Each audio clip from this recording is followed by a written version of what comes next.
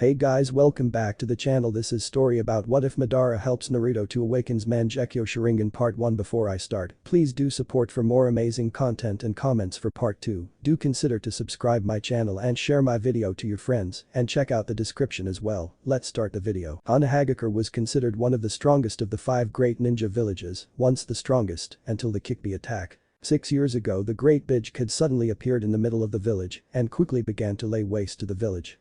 Despite the fact that the shinobi of the village including the former Hokage had fought fiercely to force it back, all hope had seemed lost until the 4th Hokage had appeared and transported the beast away. In the end, he gave his life to seal the mighty creature away in a small boy. 3rd Hokage had stepped forward then to once more take the mantle of Hokage.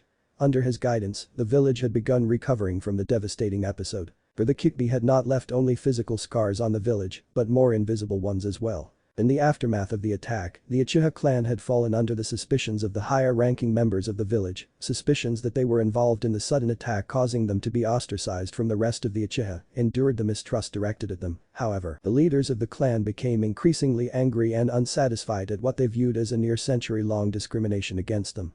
The final straw came when the Uchiha had been made to live in secluded corner of Konoha, separated from the rest of the village. And thus the road to true conflict began. The ostracized clan began plotting to take the power they thought so rightfully belonged to them. The plot progressed further and further, and the Hokage and elders of the village soon became aware of it. In an attempt to ease the tensions, the 3rd began to try negotiating with the clan, without revealing his knowledge of the plot. The attempts were in vain, as they rebuffed every attempt. That brings us to the beginning of the story, as the tensions begin to approach their apex, and a man was attempting to stop the plot of his clan, only to be intercepted by other forces at work in the village. At the same time, a certain blonde-haired boy was on his way to train for the academy. This boy didn't know that he had the blood of one of Konoha's founding clans flowing through his veins. He also didn't know that that blood would save his life on this day. It was just past midday in Konoha, and the sun shone brightly. A pleasant cool breeze swept through the village. All around, the village was interspersed with lush greenery. The streets bustled with happy inhabitants, unaware of the tension building between the village and one of its most prominent clans. In the area near the training grounds for shinobi, Naruto Uzumaki the Jinchuriki of the Kikbi though, he didn't know that was walking towards his favorite training ground, which was situated along the Naka River. The emerald-colored vegetation was just beginning to show the slightest encroachment of yellow, red, and brown in its vibrant color, showing the gradual change from summer to autumn. The breeze produced a constant rustling sound around the boy. Though he couldn't see it yet, he could hear the quiet rush of water from the Naka River beyond the trees. The sun shone down through the treetops onto his golden blonde hair. Despite how distinctive his hair was, perhaps the most unique thing about him was the 3 whisker marks on each of his cheeks. His clothes were sturdy, the black shirt and tan shorts being perfect for shinobi training. If people who knew him had seen the boy, they would have been surprised by the sad contemplation in his electric blue eyes. Naruto had just begun the academy and he was on his way to practice his skills after another disappointing day of his instructors being rather reticent about helping him, simply telling him how to do something and then going to help others, leaving him to figure out anything he didn't understand. The boy couldn't help but wonder why everyone treated him like that, like they didn't want him around. It had been that way since his memory began just a few short years ago. The small blonde's expression became downtrodden. He thought of the way people treated him and how it was made worse by the fact he was an orphan. He had no idea who his parents were or if they were dead or abandoned him. Did they too dislike him like so many others did? Had they abandoned him because they couldn't stand him? He wanted a family more than anything, someone to care about him like all the other kids seemed to have. Every time someone had come to adopt a kid at the orphanage, he had always felt hope they would pick him. But they didn't. People would just give him a cold look like everyone else and then pick another child. Finally, it got to a point where he had begged the old man to let him live in his own apartment so he didn't have to deal with the constant disappointment. He cheered up slightly, thinking of the elderly Hokage. The 3rd was one of the few people he knew that was kind to him and the Ichirakus from his favorite restaurant. They were the things that made life bearable for him, especially the 3rd, who he called Gramps. And he really was like a grandfather to him, always helping him out and making sure he was doing okay, sharing his wisdom with him and telling him cool stories about his experience as a ninja. Despite this bond, he wanted to find out who his parents were one day, so he at least knew where he came from. Even if it turned out they hadn't loved him. Until then, he would just train to be the most baddest ninja he could. More specifically, he wanted to be Hokage, like his Gramps and his idol the 4th. He wanted to be as cool and powerful as them, maybe then the villagers would start to acknowledge him instead of ignoring him. But significantly more positive thoughts, the blonde turned his mind back to what the task at hand, going to train. It was with a start that he realized, during his inner musing, he had just about reached the edge of the clearing he was heading for. He had just reached the bushes when he heard two strange noises. The first was rather simple to discern and not too strange considering where he was. The clang of metal on metal was something that could almost always be found in a training ground. It was the second sound, a strange hiss that got his attention. It was very loud, easily reaching him. The curious boy walked to the edge of the vegetation to look through the bushes at the cause of the noise. His curiosity quickly became shock when he beheld the scene in the clearing. On the riverbank before him, he saw a completely unexpected sight. There were 7 people locked in mortal combat. And it wasn't the kind that you engaged in for training. There were far too many killing blows being attempted. That wasn't even mentioning the one combatant that looked to be badly injured. 6 of the 7 appeared to be Anbu, but something was off. They wore the typical Anbu mask and cloak, but underneath that the uniforms seemed to vary greatly, and not one seemed to wear the actual Anbu vest and shoulder-length gloves or grey arm guards. What's more, they were attacking the 7th man, throwing ninja tools, as well as the occasional water jutsu at him, waves and bullets launching at him, attempting to slam into him. In response, the man would launch back large gouts of fire, so hot Naruto could feel a slight heat from where he stood in the bushes, turning the attacks into steam, the source of the constant hiss he had heard. The 7th man, the one launching fire, was the most interesting.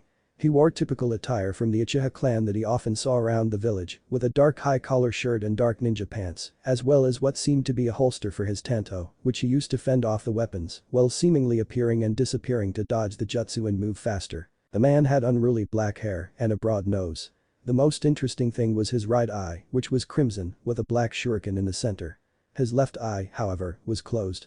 Naruto could see crimson trail of blood streak down his face from that eye. It was clear that the 6 men were trying to kill the fire-breathing man. He already had several small cuts that looked to be caused by the tanto the supposed Anbu carried, and even a rather serious laceration on his right side that looked very wide and deep. Almost as if whatever had cut him had glided through him like a knife through butter, skin, muscle, bone, everything. Naruto began to feel a pit of fear grow in his stomach like a lead weight. One thing he knew from his conversations with his surrogate grandfather, the third, was that his Anbu always wore the standard uniform unless on infiltration missions, where they dressed as regular civilians. If these 6 men were dressed as neither, it meant they were not the Hokage's Anbu, or possibly not Anbu at all. One thing was clear, they were attacking a Konoha shinobi, and if they were willing to do that, they would have no issue silencing him. He wasn't stupid.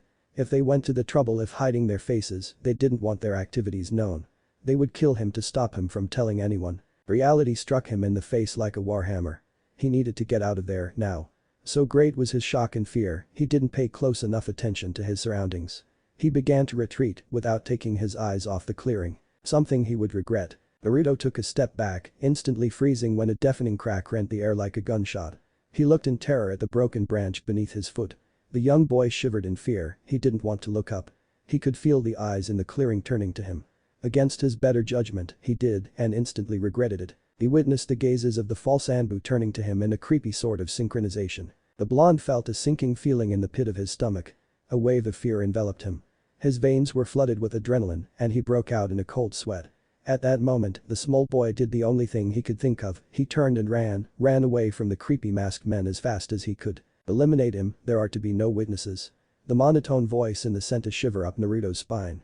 There was zero emotion in the man's voice. Without needing any prompts, the 3 figures, one wearing a dog mask with 4 eyes, one a demon mask, and the other a regular cat mask, took off in the direction of the panicked academy student, intent on eliminating him. Naruto dashed madly through the forest, not really paying attention to where he was going.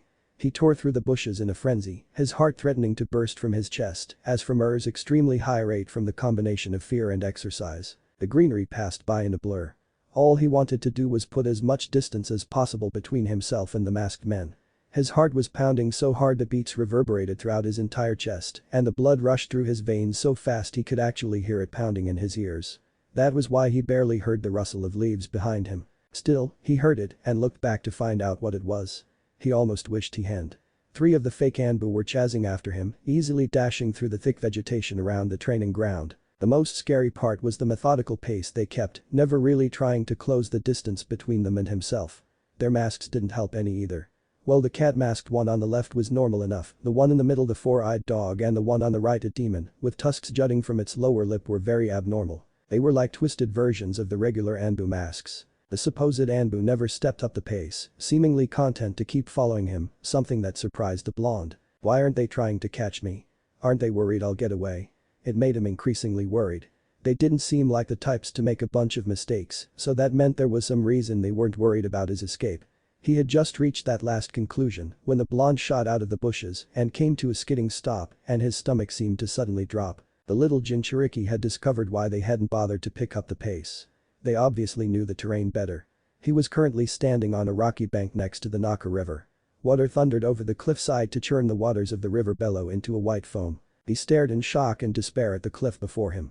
Beside him the river flowed by, and a roar filled the air, along with a fine mist created by the thousands of gallons of falling water. With a sinking heart, Naruto turned around, backing up to the edge of the light gray rocky bank, right up until he felt the light mist on his calves from the river flowing rapidly by. He saw the three masked men methodically walking towards him.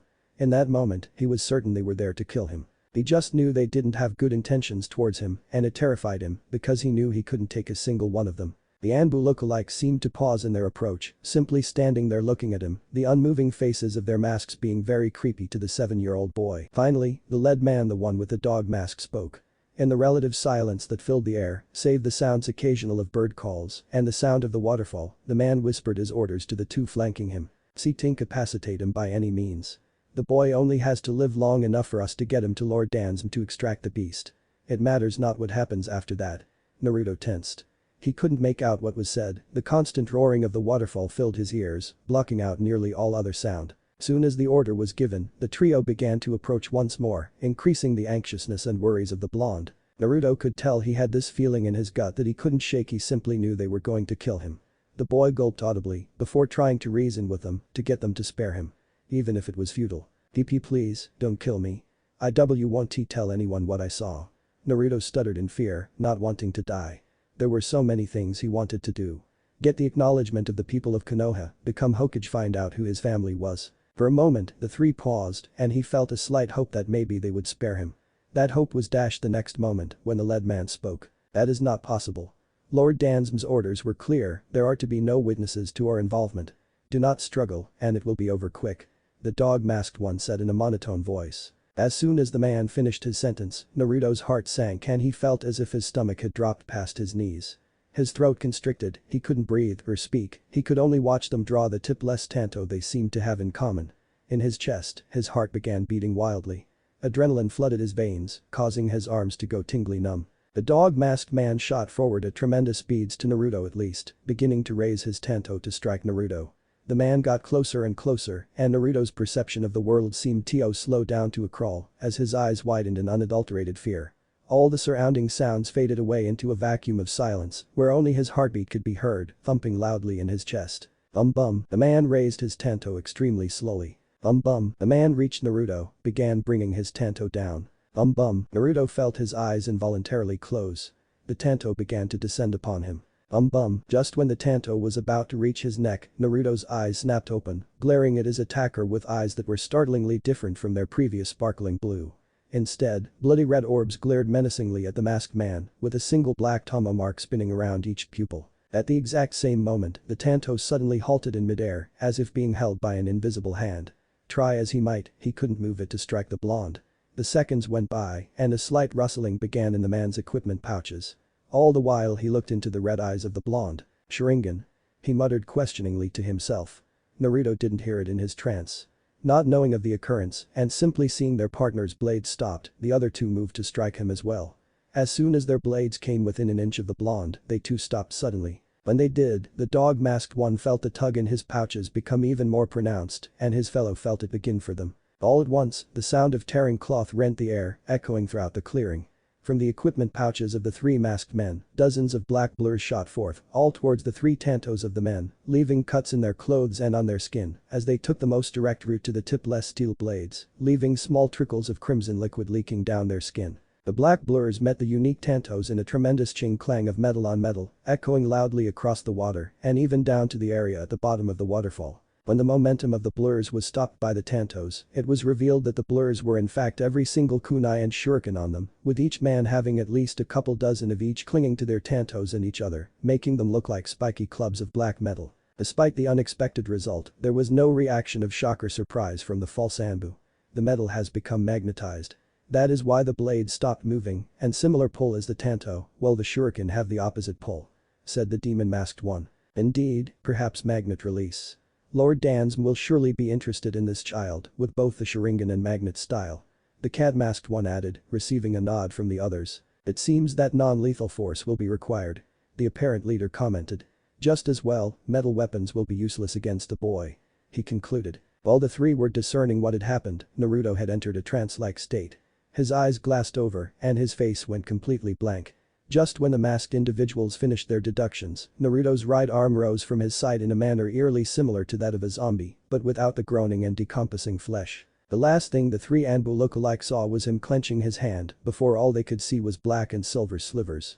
The slivers attacked ferociously, leaving hundreds if not thousands of paper-thin cuts on the men. It was so painful, it even made the emotionally void root members who had been trained to have a pain tolerance even greater than the already impressive level of most ninja let loose screams of agony. Blood sprayed through the air from numerous cuts across their bodies, the heavy scent of iron filling the air as the crimson life-giving liquid splashed on the ground and all over Naruto's front. Their clothes were reduced to tatters, the men looked more like lumps of raw meat than humans. It was when the first warm spray of liquid hit his face that Naruto came out of his trance. He looked in shock as he was showered in the blood of the three men who were now unrecognizable. For a moment, he was frozen in shock. He watched the bodies fall and felt himself covered in the thick warm crimson blood. Finally, the adrenaline began to leave and his heart slowed down. He felt fatigue weighing him down, his limbs feeling like lead and his eyelids drooping. Even in the exhausted fog, he managed to whisper a shocked question, did I do that, did I kill them? His eyelids began to feel like lead and started to close. The crimson hue that had taken them over receded and his normal electric blue color returned for a moment. Then his eyes closed. His body gave way to the fatigue. Slowly, he began to tip backwards, splashing down into the swift current just as he lost consciousness. The young boy didn't even register the freezing shock of the cold water embracing him. Upon hitting the water, his body sunk, slightly at first, but then bubbles erupting around it and water was thrown into the air, sparkling in the sunlight. He submerged for a moment and then his body gently floated to the surface. With a low bloop the boy surfaced and ripples spread outwards from where he had landed. His wet hair was now sticking to his forehead and his soaking clothes slightly weighed him down, barely keeping his face above the water. Soon though, his body began to be pulled towards the edge of the waterfall like a bug stuck in the water as a bathtub drains. At first his clothes slowed him down slightly, but as he got closer and closer to the edge, his speed and momentum increased, drawing him faster and faster towards his certain demise by being dashed upon the rocks at the bottom of the large waterfall. His clothes doing less and less to slow him. Finally he was pitched over the side of the fall at high speeds, spiraling down through the air end over end. His soaking clothes and wet hair were pulled back tight to his body, flapping loudly behind him from the force of his fall.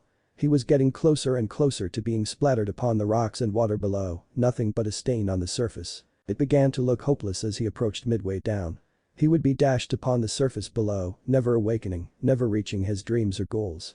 Nobody would ever know what became of him. It was then, as he reached midway, that a black and white blur seemed to flash across the waterfall, snatching him from midair and carrying him to a tree branch on the side of the cliff. Once it had stopped, the blur was revealed to be an extremely old man holding Naruto gently in his arms. He was definitely very old, older even than the third, and emaciated. His pale, wrinkly skin stretched over a body that was undoubtedly once toned and athletic, still possessing wiry muscle even as it had aged. His hair was very long, thin, and spiky, reaching his waist with a bang covering his right eye. He wore a simple black robe and simple straw sandals with waraji. Onyx eyes gazed down at the blonde intensely for a moment. The man examined him, as if searching for something in his features. He seemed to find it, and his eyes softened, a warm look entering the black pools. The man then whispered to the unconscious blonde. So I was correct. It is you, my grandson. It would seem you have inherited my unfortunate habit of getting into complicated situations.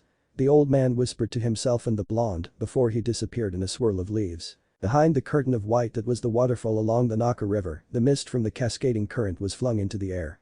A constant roar filled the air in front of the rocky entrance. The waters from the upper portion of the river thundered down into the lower portion of the river. The waters at the entrance were churned into a constant white foam that floated downwards and slowly dissipated in the crystal blue current. Beyond that majestic curtain lay the entrance to a cave.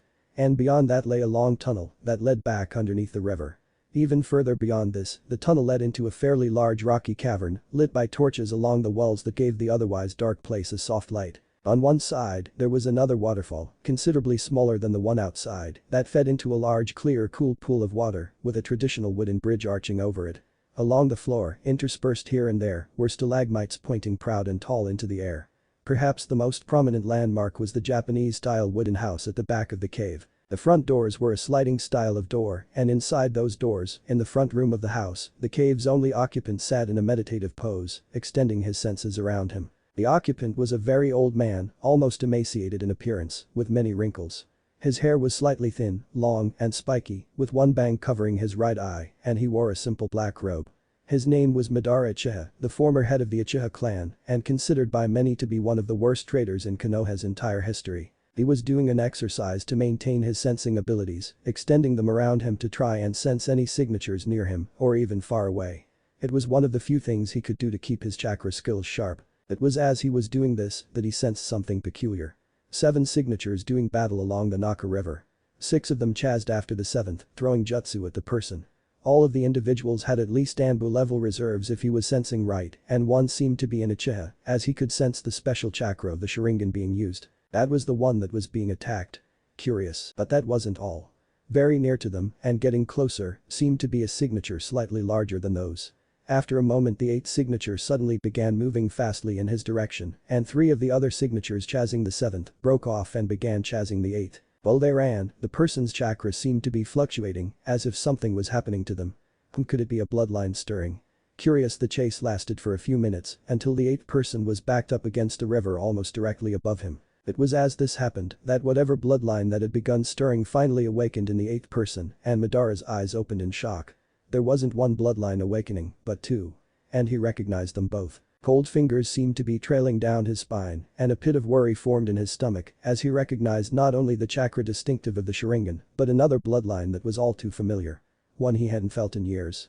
Only one word passed through his mind as his features hardened. Naruto, he thought, before he vanished in a blur of motion. Brip, brip, brip. Naruto's eyes scrunched up at the noise that invaded his ears, of water dripping down onto another watery surface. He felt tired, he didn't want to get up. Brip, brip. The noise continued, and his mind began to become more awake. The events that led to his unconsciousness came rushing back to him in rapid succession. His eyes snapped wide open in shock and fear, and he sat up abruptly, looking wildly around himself. The blonde couldn't help but be confused by his surroundings. He lay in the middle of a corridor that looked like the basement of an industrial plant, with metal pipes running along the walls and ceiling. The floor was flooded with a pool of water maybe a couple inches deep, but strangely enough, he didn't feel his clothes were wet or any dampness on his skin. The entire place seemed to be illuminated by a low golden light, leaving plenty of shadows dancing around him and causing it to have an ethereal air to it. Slowly he began to get up on his feet, taking in more of the strange place, trying to get a clue as to where he was. The first thing he noticed was the fact that the air strangely enough wasn't stale like you would expect for the underground. From what he could tell, the corridor carried on for quite a ways, extending into the shadows. With nothing else to do, the boy began to walk down the hallway, hoping to find a way out this strange place. The blonde soon came to the end of the corridor, coming to a crossroads from another corridor. It was here that he came across his first significant finding in this strange place, as he saw a bright light sparkling in the distance. That's when he began to hear it, the faint whisper of a rumbling, deep, gravelly voice. It emanated from the faint light at the end of the corridor. The voice beckoned. Naruto was immediately on guard. The voice filled him with dread, a cold pit forming in his stomach. It sounded primal and ancient. Who's there? Where am I? Naruto called into the darkness of the corridor. To me, the voice called once more. Reluctantly, Naruto found himself continuing to walk down the corridor towards where the voice came from. Whatever it was knew he was here, so there was no point trying to hide or run. He became aware of a new noise entering his range of hearing. At first, he mistook it for the sound of wind passing through the corridor. Whoosh, whoosh, whoosh, on the sound went.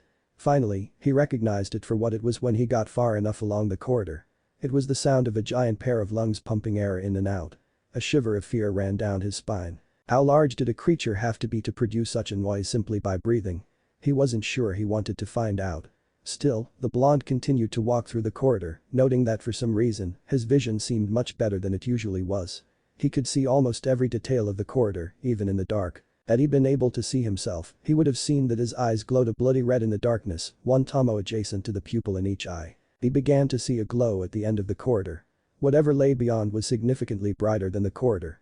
It took him but moments to reach the end of the tunnel, and he was blinded briefly by the bright light, white spots blurring his vision and obscuring the room for a moment. Blinking furiously, the white spots began to disappear slowly from his vision, allowing him to view the room he was in. He was in a rather large room, with pipes all along the walls, and if he guessed right, most likely the ceiling, which couldn't be seen because it was so high up shadows obscured it. The object that held the blonde's attention the most though, was the giant golden gates that stood imposingly from floor to ceiling directly across from him, with a border around them with golden spiral designs. There appeared to be a large piece of paper, almost as big as his body, holding it shut, with the kanji for seal on it. Even with his strangely enhanced vision, he couldn't see what was inside. It was simply a sea of darkness, like no light could exist within it.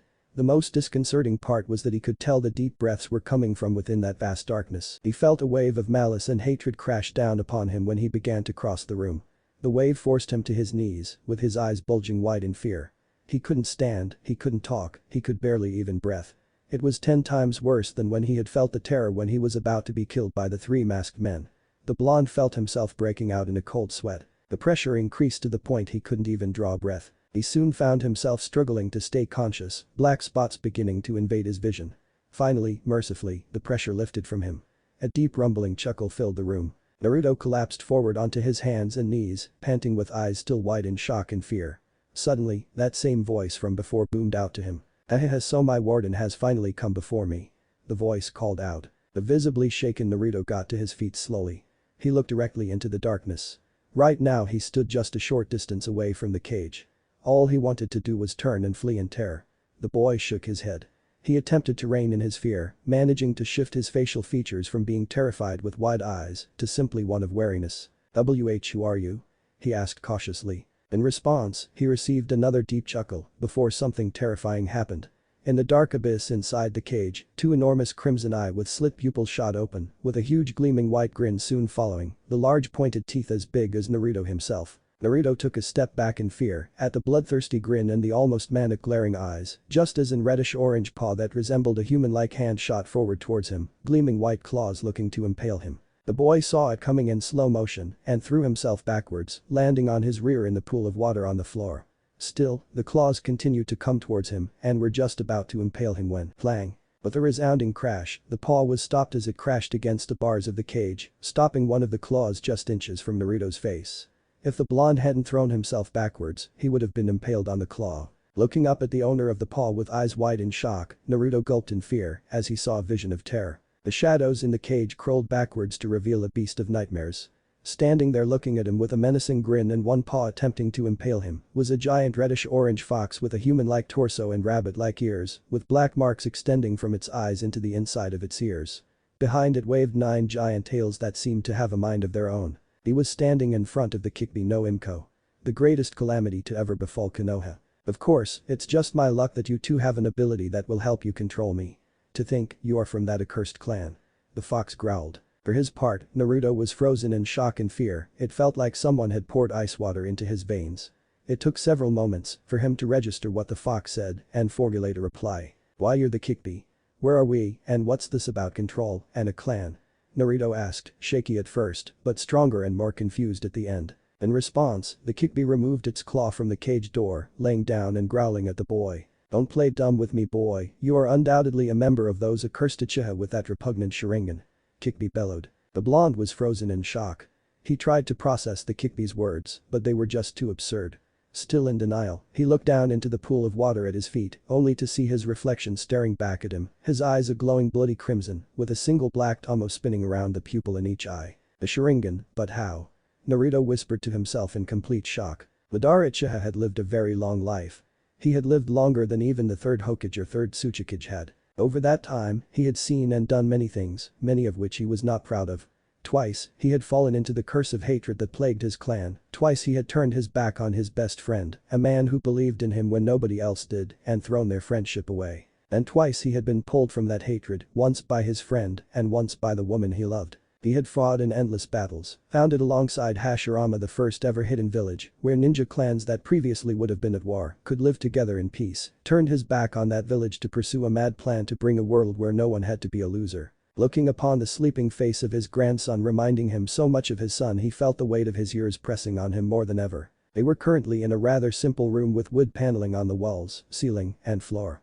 A simple bed with a wooden frame stood in the corner and a chandelier filled with candles hung from the ceiling, bathing the room in a warm yellow light. Naruto was tucked under the covers, still unconscious from his ordeal, and Madara suspected interacting with the Kikbi. In the ancient Uchiha's opinion, that was a good thing, because the sooner he got to know the fox, the sooner he could learn to use its power. Looking at his grandson, Madara felt the warm content feeling of love suffusing his being, a feeling he hadn't felt since he had lived happily with his wife and son before she died and his son went missing. His grandson was now the only family he had, and because of his foolish hatred, he was in danger, and it was up to the elderly Uchiha to prepare him to face it when it came. But right now, there were things he needed to do. With a weary sigh, the Uchiha turned and began to walk out of the room. I had best dispose of what's left of the bodies before anyone finds them. The blonde Uzumaki stared into the water below him and more specifically at the pair of bloody vermilion eyes staring back at him. His eyes were wide in astonishment and he could feel his body shaking. Such was the shock of seeing the famous Dojutsu of the Uchiha clan in his eyes. Naruto had seen Uchiha clan members around the village, he'd even seen the Sharingan before. But he had never expected to see it in his own eyes. How was it possible? He had thought he was just an orphan, some kid that everyone seemed to hate for a reason he couldn't grasp. How's this possible? I'm no Uchiha. Naruto asked stated to himself in shock, something the Kyuubi heard. The beast couldn't withhold a snort of derision, the noise echoing off the walls. Obviously you are, little boy. There's no doubt that is the Sharingan. The Kyuubi growled, causing Naruto to look up at it more. It snarled in fury when Naruto met its eyes. Turn those infernal things off before I find a way to rip them from your skull and make jam from them to spread on crackers. The fox snarled in annoyance, its tails whipping about in agitation. Naruto gulped in fear. How do I do that? He asked nervously, not wanting to upset it. Lucky for him, the fox simply gave a derisive growl before answering. You certainly don't act like most of your clan. To turn those stupid things off, you need to stop the chakra flowing in your eyes whelp. It replied in a huff. Still slightly confused, Naruto struggled to control his chakra, willing the chakra in his eyes to halt. He found it difficult. Out of all of the students in his class, he was the worst at chakra control. It was with much relief that he looked down into the water to see his normal blue eyes looking back at him. Shakily, he looked back up at the Kyuubi, still having questions for the ancient entity. Like where the heck they were and what the beast was doing there. For a few minutes, everything was silent until he finally worked up the nerve to speak to the being once more, choosing his words carefully so as not to upset it. I don't want to be disrespectful, but where are we? And what did you mean when you called me your warden?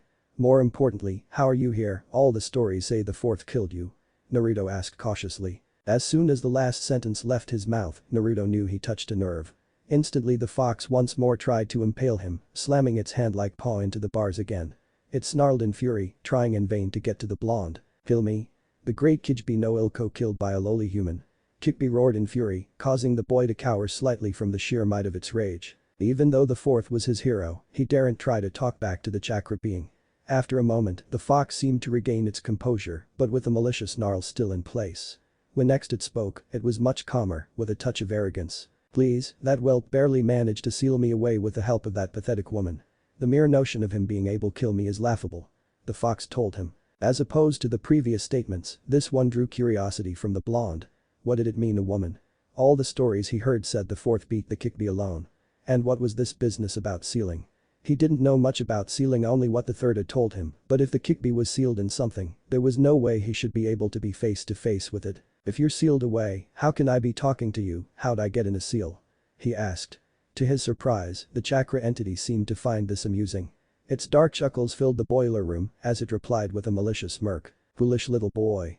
I called you my warden, are you too stupid to realize what those two things mean? The fox taunted. The reason you are my warden and the reason you can be the very reason you are shunned by the people of your village is because your beloved fourth sealed me inside of you, said Kyuubi with a twisted grin. It seemed that the fox took a twisted glee in its container's pain. Naruto's eyes widened in shock as the booming echoes of the Kyuubi's hate-filled mirth reverberated through the room and through his body. It made horrifying sense. The reason everyone ignored him or glared at him. Why when he would describe people that were particularly mean to him to his grandfather figure, they would disappear. All because he had the Kyuubi sealed in him the day he was born, by his hero no less. It took him several minutes to recover his faculties. He struggled to come to terms with all the life-altering occurrences he had recently experienced. He had learned he had the Sharingan, made his first kill, and learned he was the jailer to a massive chakra monster, all in one day. It was surprising he wasn't exhausted, but since it was his mind, it was slightly understandable. Naruto gazed at the reflection of himself in the water, he became curious. Once more he allowed chakra into his eyes. It was fascinating to see the normally electric blue eyes bleed into crimson red, the black tomo spinning slowly. Before he could get too into looking at his new eyes, he found himself interrupted by a deep growl from the occupant of the cage. "Why are you playing with those, boy? I told you to keep them off." It growled in annoyance. Instead of being cowed as he was earlier, the blonde decided to keep them on, something that seemed to annoy the fox, as the boy decided to look at him with them. "I have them now, so I might as well get used to them. Gramps says there's nothing more foolish than wielding a weapon you don't know how to use," he replied. Naruto was beginning to get curious as to why the fox seemed to loathe the eyes. "Why do you hate the Sharingan so much?" Naruto asked in a respectful tone, trying to not upset the entity. It was locked in a cage, but Naruto didn't want to press his luck and make the Kyuubi angry. At first it seemed like the fox would refuse to answer as the silence stretched for near a minute.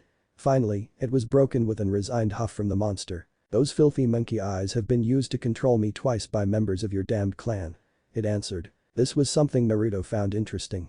It explained what it had meant when it had said he had an ability with the potential to control it.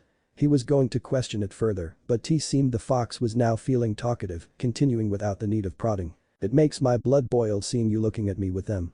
They remind me of that man." The fox growled, it narrowed its eyes, focusing harder on the blonde. "In fact, if you had black hair, you would be the spitting image of him if he was a boy," it said with a menacing snarl. Naruto didn't know what to make of that. He reminded the Kyuubi of one of the men that had controlled it. But who could that be? He began, halting as he began feeling a strange sensation. It felt like he was being pulled from his spot, yet not in any direction. His form began fading. Naruto looked around himself in worry. "What's happening?" he asked in a panicked tone. Seeing the panic, the fox snorted in amusement, resting its head in its palm in a bored fashion. "Oh, settle down, foolish boy. Your body is simply awakening from its forced nap after you butchered those 3 men. I must say, it was a most impressive display for one so small." The fox chuckled, seeming to find amusement in the way the 3 men had died. Naruto froze as he was reminded of his recent kills, slowly fading from the seal with a shocked look. "Ugh!" Naruto groaned loudly from his prone position in the bed. Wait, bed. Last thing he knew, he was falling into a river. With a jolt, his eyes snapped wide and he sat up from his position, throwing the covers off the upper part of his body as he did so. Many questions filled his mind. How did he get here? Where was here? His head turned from side to side, as if it was on a swivel. Eyes blazing with the Sharingan, he caught every detail of the room around him. The searching stopped when his gaze landed on a very old man sitting next to the bed he laid in, looking at him with amusement. "It would seem you took quite the fall, my boy. If I hadn't arrived in time, you would undoubtedly be dead," the man said, a glint of something Naruto couldn't quite place flashing through his eyes. Before Naruto could even think to reply, he winced as he suddenly heard the voice of the Kyuubi roaring loudly inside his head. "Madara, let me out so I can kill him." The outburst caused a headache for Naruto. He could practically see the Kyuubi slamming itself against its cage, trying to get out to get this man it apparently knew. Surprisingly, it seemed the man seemed to be aware of this. "Ah, I suppose the Kyuubi is giving you trouble. Understandable, considering our history." That was it, who the hell was this Madara guy? The name sounded familiar, but he couldn't quite place it. He was almost certain that his Gramps had mentioned it in one of his stories. "Who the hell are you? Why does the Kyuubi want to get you so bad? How do you even know about it? And where the heck are we?" Naruto asked in slightly irritated tone. It seemed like the entire day he had been out of the know. First, he planned on going to train, only to have people try to kill him. Then he had fallen into a river and gone unconscious, meeting the Kyuubi and learning he was not only the apparent Jinchuriki of said beast, but that he possessed the Sharingan. Finally, he now woke up and found himself in an unknown place, with an unknown man that the Kyuubi seemed to hate sitting near him. Needless to say, he was tired of the word unknown. The man seemed to consider his question, his expression becoming much more serious. "Well, in reverse order. We are in a hidden base of mine behind the waterfall you fell over. The Kyuubi hates me because I am one of only 2 men to control it with a Sharingan, and, as to who I am," he said, pausing as he closed his eyes, allowing Naruto's own to widen in shock, the Sharingan still spinning. This was one of the men that had controlled the Kyuubi. Was he the one that Kyuubi said he reminded him of? After a moment, the man's eyes snapped open, a fully matured Sharingan spinning to life in his eyes as he looked at Naruto. "I am Madara Uchiha, and I am your grandfather." The blonde Uchiha stared with shocked Sharingan eyes at the old man in front of him. His body was frozen in shock at the bombshell Madara had just hit him with, the breath seemed to be driven from his body, like someone just hit him in the stomach with a sledgehammer. Did he just hear him right? Did the old man just claim to be his grandfather? It seemed completely ridiculous. After all, what were the chances that he would fall off a waterfall that his long-lost grandfather lived behind? Things like that just didn't happen. The claim was plain ludicrous, but there was one thing that made his claim believable. The Sharingan. Naruto couldn't help but remember how the Kikbi said he reminded it of one of the men that controlled it, that he looked like him. Could it really be true? Could he really be my grandfather? Thought Naruto to himself uncertainly. If it was true, Naruto had a lot of questions for the man. First and foremost being where he had been his entire life. Still slightly skeptical, Naruto decided to at least see what he had to say. The man did save him from falling to his death after all. I'm not saying I believe you, but say it is true that you are my grandfather. Where have you been all my life? Asked Naruto cautiously, deactivating his Sharingan to stop the drain on his chakra. The elder Uchiha sighed at his question, looking much older than his already very advanced age. The white-haired man looked down, his onyx eyes vacant as he became engrossed in his inner thoughts. I can assure you, I am your grandfather, said Madara. As for where I have been all your life, that is a long story and one full of many mistakes I have regretted. Naruto simply looked at him with his eyes full of determination. Clearly he wouldn't be giving up until he had answers. Very well. To understand the reason I have not been there, you must first know the story of my life after I left Konoha nearly 40 years ago, on the day I met your grandmother in the deserts of the Land of Wind. Began Madara, his mind becoming lost in the past 45 years ago. 39 years ago. Madara's feet padded softly across the desert. He wore a black cloak over his usual armor which produced a constant clanking sound, with a hood up to cast a shadow over his eyes, and his war fan strapped to his back. Around him a howling wind whipped up the sands of the desert, creating an opaque cloud that blocked off visibility just a few meters in front of him. But he paid no heed to it or the sand that rubbed against his skin, scrubbing it raw. It had been 23 years since his fight with Hashirama at the place that had afterwards been dubbed the Valley of the End. Since then, he had spent his time making preparations for the Eye of the Moon plan. After awakening the Rinnegan, he had summoned the statue he had dubbed the Jito statue and created a clone of Hashirama, along with a strange type of creature that grew from the same tree as the clone that called themselves Zetsu. The sound of his cloak flapping around filled his ears as he made his way across the deserts of the Land of Wind. He was here to scout Sunagakure, the village that possessed the Ichibi no Shukaku. Before he began collecting the Bijk, he had to plan out every little detail, like where he would extract them, which would require he find places to serve as temporary bases in all the nations that had Jinchuriki. His first stop was naturally the village who not only had the weakest Bijk but was probably the weakest of the Great Five in military strength. For half a day he walked, heedless of the heat beating down on his neck or the wind that carried sand with it, rubbing his skin raw. He simply carried onward at a steady pace. It wasn't until he was only a few hours from the walls of Suna that anything out of the ordinary happened. Through his sensing skills, he sensed a rather impressive chakra signature nowhere near his or Hashirama's, but definitely impressive. It even had an especially unique feel, like the person possessed a bloodline, one he hadn't encountered before. Whoever it was, they were headed towards Suna from the border with a Shigakure. They were also heading into a trap because only a mile in front of them, 12 other signatures were in positions that suggested they were poised to close ranks and surround the person. It wasn't hard to discover the reason for the supposed ambush. Although it had begun to wind down, the Shinobi World War was still going on, and although uncommon since much of the fighting was being done in smaller countries, incursions between the Great Five hidden villages happened. It was the strongest signature of the ambush group that gave him a clue as to what village the two sides were on. He recognized it as one identical to a boy from Iowa he had encountered over 20 years ago in one of his diplomatic visits to the Land of Earth. Madara spared him to see how strong he would be when he reached his potential, in hopes he might give him a good dance. If he's here, the group is from Madara mused. No doubt that means that the other is from Suna, with their recent skirmishes. The former clan held almost felt a grin tug at his lips. Perhaps the explosion-style user has learned to dance better since last we met. It had been a long time since he had actually fought, and the possibility of a good fight had his blood practically boiling in anticipation. The fact that this could possibly get him an asset in scouting Suna if he played his cards right was just a bonus. The wind brushed his black and gray bangs out of his right eye, his onyx gaze changed to a glowing red, with 3 tomos spinning around each in a menacing fashion. Savage grin in place, he disappeared in a burst of speed looking forward to the fight to come. Azahana ran across the desert at a rapid pace. Small gouts of sand flew up behind her as she dashed with her body bent forward and arms trailing behind her. The sun beat down upon the back of her neck, which was covered by a tan scarf wound around her neck and shoulders. The slender Kunoichi had a surprisingly innocent appearance, with shoulder-length blonde hair which framed her kind-looking face, and blue eyes. She wore a simple outfit which did well at disguising her slightly buxom feminine figure along with a long, silver-white windflower-light silk scarf draped loosely around her neck. Keeping her bangs back from her forehead was her black clothed headband. A soft sigh escaped her lips.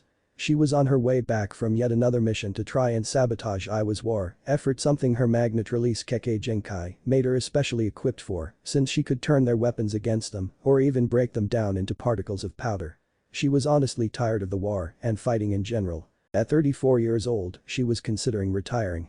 She had had a very successful career, gaining the rank of Jinin and becoming one of the strongest kunoichi in the village. But now, all she really wanted to do was to settle down and start a family and watch proudly as her younger brother Fukurem attain his dream of being Kazekage something he was being groomed for due to his innovation of their bloodline to mimic the abilities of Shukaku's Jinchuriki. So I think I'll bring it up with Lord Kazekage and Fukurem once I get back. It wasn't really that hard of a decision for her, the only reason it hadn't been made sooner was because her village needed her. In truth, she never really liked fighting, but it was necessary to protect her village and brother. Now, with him having far surpassed her, she could rest easy in retiring knowing the village was in good hands. Whether it was her distracting thoughts or premature relaxation from being in the land of wind, again Kazuhana was snapped from her musings when she was suddenly put on edge. Her senses went into overdrive as she felt chakra signatures appearing around her.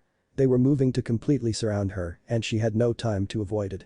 Damn it, it's too late to escape. She cursed as she realized she had walked straight into a trap. Her sapphire gaze lost its usual kind quality, being replaced by a fierce concentration as she examined the shinobi surrounding her. Involuntarily, her blood ran cold when she saw the single-sleeved red uniforms and the brown armor. She was surrounded by no less than a dozen Iwagakure Jinin-level ninja. The one that caused the most dread stood directly in front of her with a grim expression. The man had spiky, light brown hair and prominent jawlines, and green eyes that showed the coolness of an experienced shinobi. He wore the standard Iwa uniform, with his right arm exposed save for his headband. He was tall, with an athletic build. His expression showed that while he was resolved he had regrets about his mission. She recognized him easily. He was Gari of the Explosion Release, head of the Explosion Corps. Alone she stood a good chance, but with 11 other Jinin with him, she stood almost none. The kunoichi ruthlessly squashed down on the sorrow that threatened to rear its head at what was to come. She was a proud member of Suna and she wouldn't die crying like a helpless girl. After a few minutes of a silent stare-off between her and Gari, the man finally spoke. "I'm afraid that you won't be making it back to your village, Kazuhana-san," he told her. "The Tsuchikage has decided your brother is becoming too much of a threat, he wants him to be unbalanced, so it will be easier to take him down." The man paused, sighing before continuing. "Therefore, we've been ordered to eliminate you, thus removing two of the biggest threats from your village." At first, her heart had sunk upon hearing that they were indeed here to kill her. When she heard it was part of a plan to kill her baby brother, a white-hot rage filled her. She had helped raise him after their parents were killed, he was the only family she had and they wanted to take him away from her. Her arms rose up slowly. A scraping and clanking sound filled the air. Hundreds of kunai and shuriken began pouring out of the sleeves of her shirt. Puffs of smoke issued from various places on her clothing as even more weapons, including sei, chakram, blade staffs, and various other unique blades rose into the air. The weapons coalesced into a sphere of sharp pointy objects surrounding her from all sides and even above her. "Trying to kill me is one thing, but I won't let you lay a finger on my little brother," she declared fiercely. She prepared to launch her weapons at them and shred them to pieces. Most of the men surrounding her were wary of the intimidating wall of weapons. They arranged themselves into rows with a creepy sort of inanimate synchronization. Magnet style. Thousand blade dance. She cried as the spinning reached a fever pitch. A giant bzzzzzzzzz sound filled the air, as if many giant fans were blowing around her. Just when it appeared the blades were about to suddenly expand outwards, all motion abruptly ceased. Silence dominated for a second, save for the wind and the shifting sand. All at once, the blades began to fall, a tremendous and continuous clanging filling the air as they landed on top of each other. It threw up a cloud of sand that obscured Kazuhana from view. When the cloud of grit began settling, it revealed a large seal array underneath Kazuhana, glowing and pulsing with a faint blue light, drawing a pinkish-purple chakra from the weapons. The woman was left stunned in the field of weapons, mouth agape in shock. What's happening? My magnet release, it's not working. She gasped in horror. Her strongest abilities were out of reach. She was doomed. Lord Tsuchikage gave me a special seal designed to use to nullify your magnetic chakra for a small period of time. It's not versatile or powerful enough to be useful against someone like you, brother, but against you, explained Gari, his expression grim as ever. The man showed no sign of gloating over having outplayed her, seemingly resigned to carry out his mission. One of the Jinin surrounding her decided to speak up, his voice nervous as he did. "Shouldn't we get this over with, before it stops working and she can use her Kekkei Genkai again?" he asked. His fellow Jinin nodded their agreement. Gari sighed, nodding and giving his assent to attack. Kazuhana's heart sank. This was it. This was really it. Her only chance of victory had been stripped from her. She would die here, in this lonely desert. She thought of her brother, waiting for her to return so that they could celebrate his transition to Kazukiage. He would be all alone now. Tears welled in her eyes. Bukram, I don't want to leave him alone. Please, someone, anyone help. She prayed. A tear slipped down her cheek. Seconds ticked by and nothing happened save for the Iwa ninja drawing weapons, kunai, and swords in some cases. The Jinin began to charge at her and still there was no answer. Just as Kazuhana had begun to lose all hope and say her goodbyes, a miracle happened. Out of nowhere, a massive killing intent slammed down on everyone. It was so great, it made Kazuhana's knees shake. She couldn't even imagine what it was doing to the Iwa ninja, who it seemed to be focused on. She could hear the rasps as they struggled to draw breath and see the trembling as they fought to stay standing. A small hope began to form within her. Could this be someone here to help? Her eyes darted around, trying to find whoever was producing this killing intent. Finally, she locked onto a man standing atop one of the dunes. She could tell from the height it was a man, clad in a black cloak with a large gunbai strapped to his back. Kazuhana couldn't see much else of him due to the harsh sunlight. The only thing she could make out of the stranger was a pair of glowing red eyes glaring at the Iwa ninja. A mysterious stranger spoke in a cold voice, I hope you don't mind, but I saw you dancing and decided to cut in. Kazuhana witnessed the blood draining from Gari's face. Did he know this stranger somehow? If he did, the person filled him with dread. It can't be, you're supposed to be dead, what are you doing here? He asked shakily. She got the sense that the man on the dune was smirking when he spoke to Gari. You've grown up since last we met face to face. Tell me, how far have your skills come? He asked, not seeming truly concerned with getting an answer. I hope that this time, outdance will be much more entertaining. The father should spice things up. Kazuhana felt conflicted. The tone in his voice when the man spoke of the father was slightly abhorrent. At the same time, the man was saving her. She couldn't help but feel grateful that he would be taking them on for her. Who is he, Gari? Asked one of the Jinin. All 11 discreetly began getting their hands in position to begin jutsu. Madara, the whispered name fell from his lips like lead, but all the Iwa ninja heard it and they began to tremble in fear. Kazuhana was puzzled, but she took it as a good sign that the Iwa ninja seemed to fear him. Perhaps I won't have to join mother and father after all. She thought hopefully. Madara couldn't help the bloodthirsty smile on his face as he looked down at the men below him. They clearly knew who he was and feared him. Retreat. Retreat now. Gari hissed to his men, causing them to begin to scatter. The retreat was halted. Madara smirked, sped towards one of the men in the back. He appeared from a burst of speed, his gunbai extended backwards to come down on the man. The man raised his arms too black. Madara knew it was useless. He channeled wind chakra around the fan and cleanly bisected him. His body dropped to the ground with a wet thump. The sand beneath him was stained crimson, his organs spilled out onto the ground. TSK, how rude, leaving before I have my dance. Said Madara with a mock disappointed frown. He strode forward with a methodical gait, stopping to stand in between Kazuhana and Gari. Madara felt his pulse quickening. It had been a long time since he felt the rush of battle, his own unimaginable power coursing through him. He could see everything the Iwa ninja were about to do, the power of his Sharingan. The chill wind swept across the desert, blowing his bangs to the side. He and the Iwa ninjas both tensed in preparation for the fight to come. Now even sparing her a glance, Madara spoke to the woman they had been about to kill. Leave, woman. I will take them from here. He told her bluntly. Madara saw her hesitate and then dart off in the direction of her village. Once she was a good distance away, a savage grin stole across his face. He leered at his opponents bloodthirstily. Shall we begin? The Iwa ninja sprang into action as one. They performed jutsu in tandem, trying to overpower him. Good luck with that. He remarked snidely. Earth style. Falling earth spears. 4 of the ninja called as spikes of earth grew from the ground, quickly firing upon Madara from all sides. At the exact same moment, another group of 4 completed hand seals of their own. Earth style. Earth dragon. 4 large dragons made of rock rose up from the ground, going into the air higher and higher, until they finally began to descend towards Madara, blocking escape from above. The Uchiha couldn't help but scoff at the attempts to take him down. His Sharingan began to spin rapidly, morphing into a new shape, the Eternal Mangekyo Sharingan. 3 enlarged Tomo with circles at the end joined into a circle with a red shuriken shape in the center, and 3 bars spreading outwards from the Tomo. The attacks hit at the exact same time. The sound of earth shattering and rocks grinding filling the air. A large cloud of dust obscured the impact site. Dirt fell to the ground in showers. Madara grinned from within the cloud, a glowing blue ribsage surrounding him.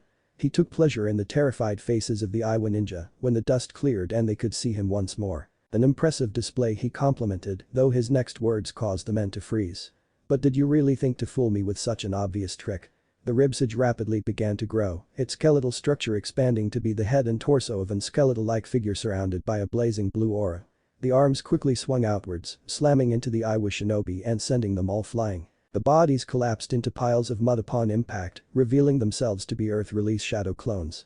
It was a moment before the first Chunin made a move. He emerged from the ground behind Madara to attempt to stab him in the back of the neck. Madara sidestepped the swing and snatched the man by the throat with a single hand. For a moment he stared into the terrified eyes of the man. His hand scrabbled at Madara's desperately and the man rasped for air. Madara squeezed hard and jerked his hand viciously to the side. A resounding and gruesome crack filled the air, like a dead tree branch snapping. Madara released his grip, the Chunin collapsing lifelessly to the ground with his neck twisted at an odd angle. He let out a slight growl. Why did people have to act like rats? Madara had been hoping to at least break a sweat. Apparently that wouldn't be happening. I don't have much patience for hide and seek, stated Madara. He placed his hands together, performing a series of three-hand seals in such rapid succession, his hands were barely even blurs. Showers of sand erupted around him. Out of one came Gari, who cursed as he dodged a wooden spike emerging from a clone of Madara. His fellows weren't so lucky. They were impaled upon the spikes of other clones, each lifted into the air in a macabre display of might. Madara kept his eyes on the sole survivor. He performed a hand seal, which caused the clones to revert to roots and rejoin with his body. The corpses were left to tumble lifelessly to the ground. Impressive, you managed to sense my clones in time to avoid them. Perhaps you can provide a better dance this time. Madara told the shocked ninja with a mocking smile. He saw a spark of anger in Gari's eyes when he looked at the corpses of his comrades. Let's just get this over with. Gari grunted. Madara saw him begin to gather red energy around his hands. Explosion style. Double Gatling ray. He called. Rapid fire, thin beams of energy began firing at Madara. Whenever they made contact with something, the beams would violently explode, sending showers of sand up into the air all around Madara.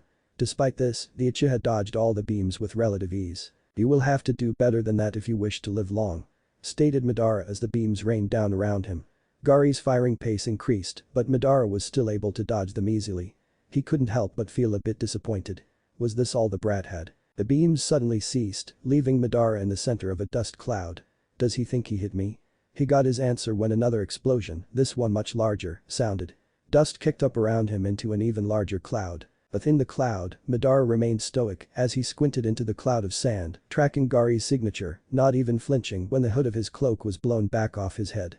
He spotted 4 clones emerging around him, boxing him in with red energy glowing in their hands. As one, they launched their attacks at the same time Gari loosed his massive one. Explosion style. Landmine fist. They called in unison. From all of the clones' palms, a wave of explosive red energy surged forth, quickly engulfing the Uchiha in a blinding light. Above, Gari's voice cried out. Explosion style. Giant landmine fist. A massive thunderous explosion rocked that area of the desert, a miniature earthquake occurring as a massive cloud of sand was blasted into the air, filling the sky with a tidal wave of grit, even as the light from the energy of the techniques created a tremendous white dome. The dome was slow to dissipate, but when it did, a fog of dust larger than any of the ones before it billowed in the air. The flapping of Gari's clothes as he fell was the only sound that was made in the wake of the blast.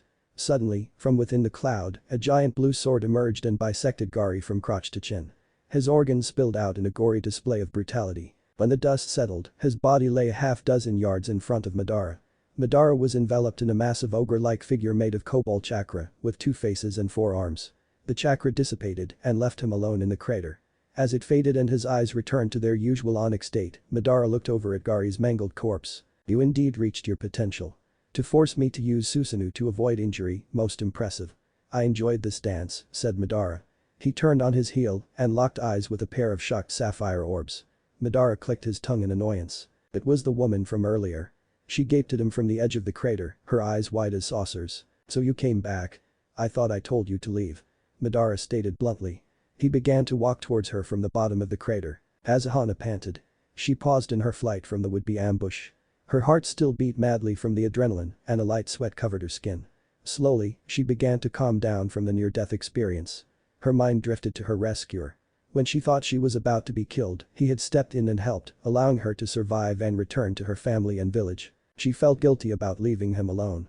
No matter how confident he had sounded, it was hard to fathom that he could handle them all on his own. The blonde bit her lip in worry. Eventually, she simply gave an exasperated sigh. She couldn't simply continue on and ignore what he had done for her. She at least had to make sure he was okay. Turning back the way she came, Kazuhana began to dash across the sand once more. She practically flew across the desert, trying to get to the side of the ambush in time to help her savior.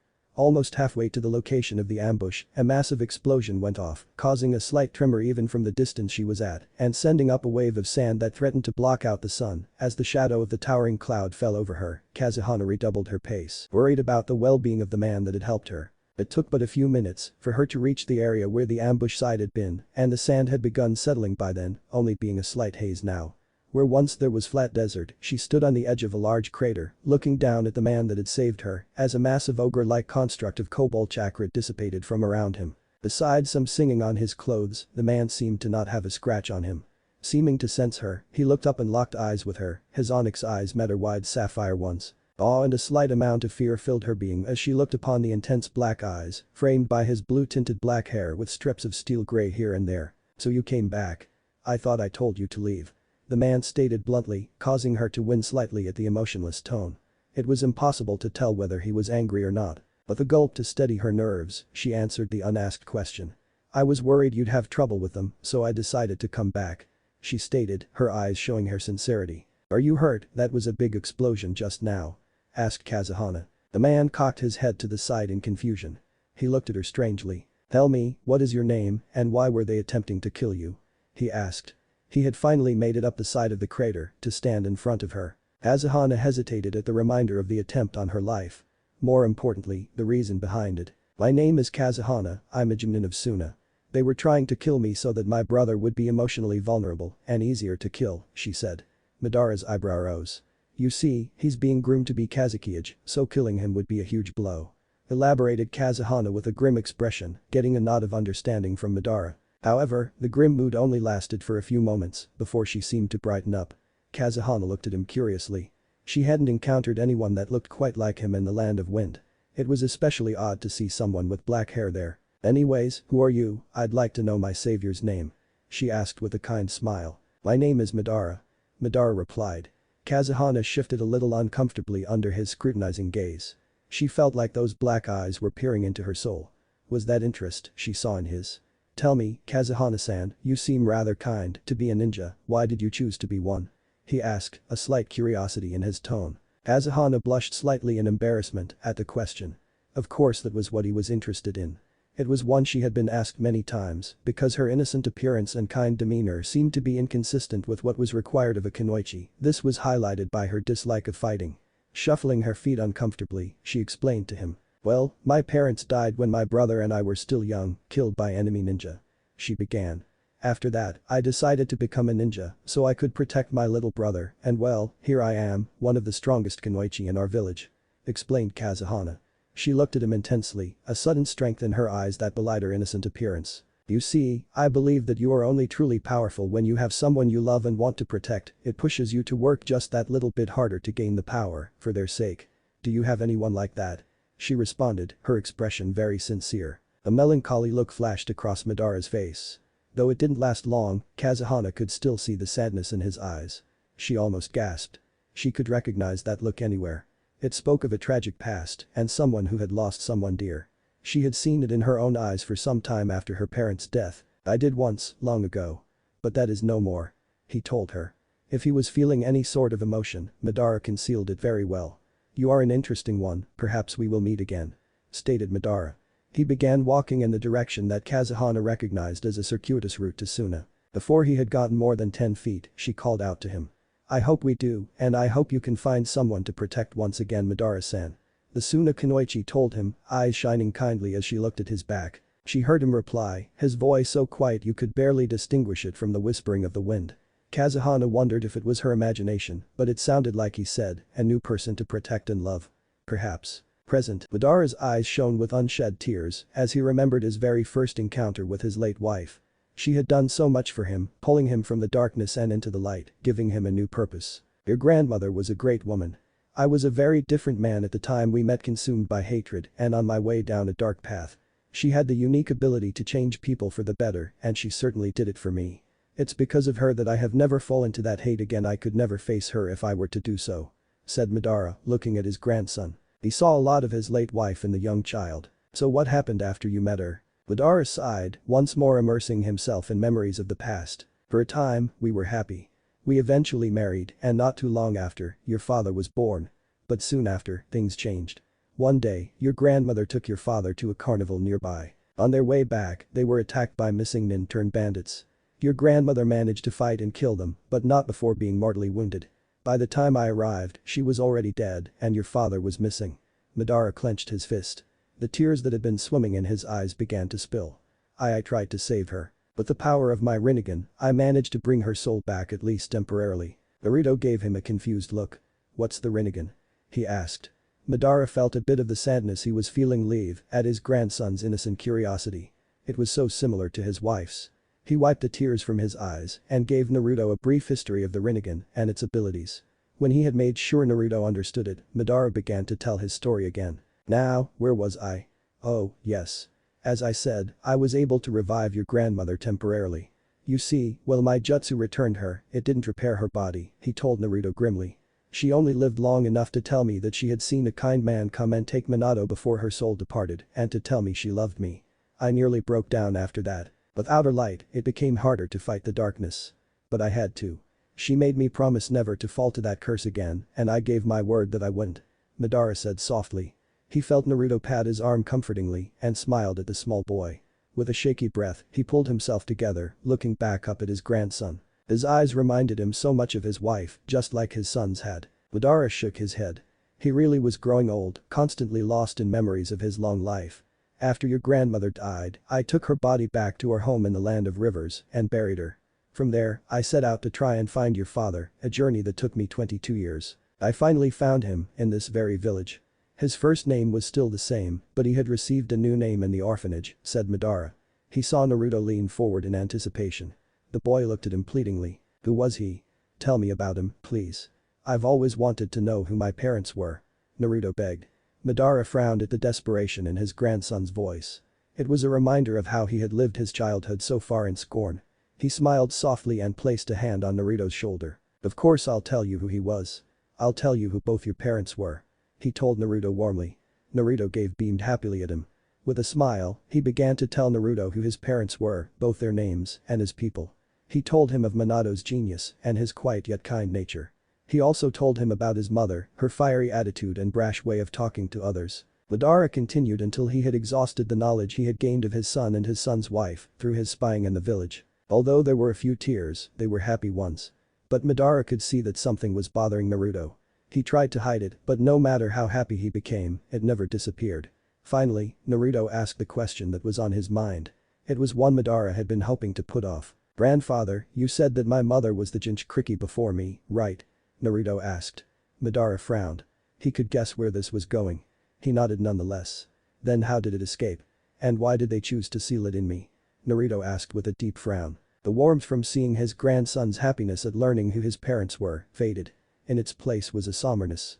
He had been expecting the question eventually, but he was hoping it would come at a later time. So I suppose I should tell you. You remember what I said about the other Rinnegan user? Madara asked Naruto. He nodded his head. On the night you were born, your mother's seal was weakened. When a female Jinchuriki gives birth, her seal becomes weak. Someone sought to take advantage of this when you were born. A masked man who possessed the Sharingan. He said darkly. Naruto gasped in shock. He appeared that night and forced your father to escape with you, leaving him alone with your mother. He extracted the Kikbi from her and set it loose on the village. I'm not sure how, but your father eventually broke his control over Kikbi. After he did, Minato teleported it away. I arrived soon after. When I reached the place he had teleported it to, your parents had already begun the sealing. Kushina held the Kikbi down while Minato did the sealing. Unfortunately, Kushina's weakness got the best of her. She suffered a coughing fit and her control on her chains holding the Kikbi weakened. Kikbi took advantage and tried to prevent itself from being sealed by killing you. Your parents stopped it. They threw themselves in front of its claw and kept it from reaching you. They sacrificed themselves to save you, Madara explained somberly. He looked Naruto in the eyes. Tears were swimming in the young boy's eyes. They did. He stuttered. Madara nodded seriously. Yes, they did. Your parents loved you very much, you were the best thing to ever happen to them. He told Naruto. The boy was still frowning slightly, though it had softened considerably. Then why did they seal the Kikbi into me? Didn't they know what it would be like? Naruto asked. Madara sighed heavily. That was a difficult question to answer. He knew his son had at least a partially good reason for his actions, but another part was due to his naive nature. My son, your father was an incredibly kind man. Perhaps too kind. Unfortunately, he could sometimes be naive. He had faith that the villagers would see you as a hero, faith in their goodness. After losing so much to the Kyuubi, there was little chance of being a hero. However, Madara looked at Naruto, who looked deeply upset. That was not the entire reason. I managed to get close enough to catch the very end of your parents' discussion about sealing the Kyuubi into you. You see, as Hokage, he wished to preserve the balance of the tailed beasts. Without a Jinchuriki, Konoha would have lack a valuable war deterrent that would have left it vulnerable to enemy attack in its weakened condition. The biggest reason though, was that he knew the masked man would be coming back for it. He wanted to entrust you with its power so that you could stop the man when he came again. After all, who better to trust than his son? Madara could tell his words had gotten through to the boy. The tears that had been swimming in his eyes now poured down in thick streams from his eyes. Naruto began to sniffle. Well, then I guess I'm going to have to prove them are right. Naruto said. Madara smiled warmly. He placed his son on his grandson's shoulder, causing the boy to look up at him with his slightly puffy eyes. Then I will help you to train.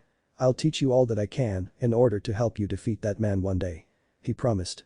Naruto beamed at him. Madara was taken by surprise when the child leapt from the bed and into his arms, hugging him tightly around the neck. He could feel his grandson's hot tears creating a wet spot on his robe. Thank you, grandfather. I can't believe I finally have a family. Naruto cried. Madara placed his arms around his grandson and patted his back gently. There, no need to cry. You don't have to worry about being alone anymore, Naruto. He said softly. Sitting there comforting his grandson, Madara made a vow. Minato, Kushina, Kazuhana. I will not fail, not this time. Not again. Naruto will grow to be a better shinobi and man than any of our family before him. This, I swear. The breeze passed through the trees, causing a constant rustling. The cool air like an icy chill on Shisui's slightly sweaty skin, easing his exhaustion somewhat. Blood ran down from his now empty right eye socket. He traveled at fast speeds through the foliage of the forests that made up Konoha's training grounds. Leaves of varying shades of green, from lime to emerald, blurring into a wall of color due to his speed. What do I do now? I can't go back to the clan like this, there'll be trouble because of the eye Danzum took, so what now? The Uchiha thought. The unruly-haired Uchiha couldn't help but curse as he leapt from branch to branch. The presumably former one-eyed elder had ruined everything. Why did the old bastard have to interfere? His orders came from the third, yet the old warhawk had interfered. The bastard always had to think that he knew better, that the third was too soft, and he made decisions to interfere with the thirds that usually made things worse. None more so than the current one. He had been so close to stopping his clan's coup d'etat against Konoha. It was rather simple, use his unique ninjutsu granted by his Mangekyo Sharingan on the leaders of the clan to stop the coup. But that was useless now because the former Anbu commander of the disbanded root program Danzum Shimura had intercepted him and stolen his right eye. Now he had to somehow keep the other out of his grubby hand because it would be disastrous if the Warhawk got a hold of the full power of the Kodomatsu Kami. Still, he wanted his eye to help in protecting Konoha even after his death. That meant he had to entrust it to someone. As that fact crossed his mind, the one-eyed man's features slowly twisted into a smirk. He wanted to entrust his powers to someone he knew would use them to protect the village. The unruly-haired Uchiha knew the perfect person to fit that bill, a person who already had a mission to stop the coup. Not only that, but maybe, just maybe, he could give Konoha a new set of Mangekyo eyes to protect it from the shadows for years to come. His smirk melted into a melancholy smile as he finally cemented his plan. It seems I should get Itachi to meet me at the usual place for a final farewell, and hopefully, I can give him the edge he needs to complete his mission successfully. The man stopped briefly on a branch. Around him the forest was painted orange as the last rays of light started to disappear on the horizon. Crickets could be heard chirping in the night as he flashed through a series of hand seals, ending on the ram hand seal. Channeling chakra to his tooth to sharpen it and pierce his thumb. With a quick swipe across his palm that smeared the resulting blood across it, the unruly-haired Uchiha slammed his palm onto the wide branch he stood on. Poof! A plume of smoke erupted from where his palm met the bark as the Uchiha prepared to send his message to his friend that was like a younger brother, feeling a twinge of sadness at the conversation to come. An inky black curtain stretched across the sky and tiny pinpricks of light were beginning to come out with one single, large white orb on high. The silvery light of the moon shone down on the rocky terrain to the side of the Hokage monument, casting the world into a grey tone. Shisui stood on the cliff overlooking the Naka River with a small waterfall directly across from him. By now, the blood on his face had dried into a solid dark red sheet down his right cheek. Gazing out across the canyon with his single good eye, Shisui reflected on the events of the day.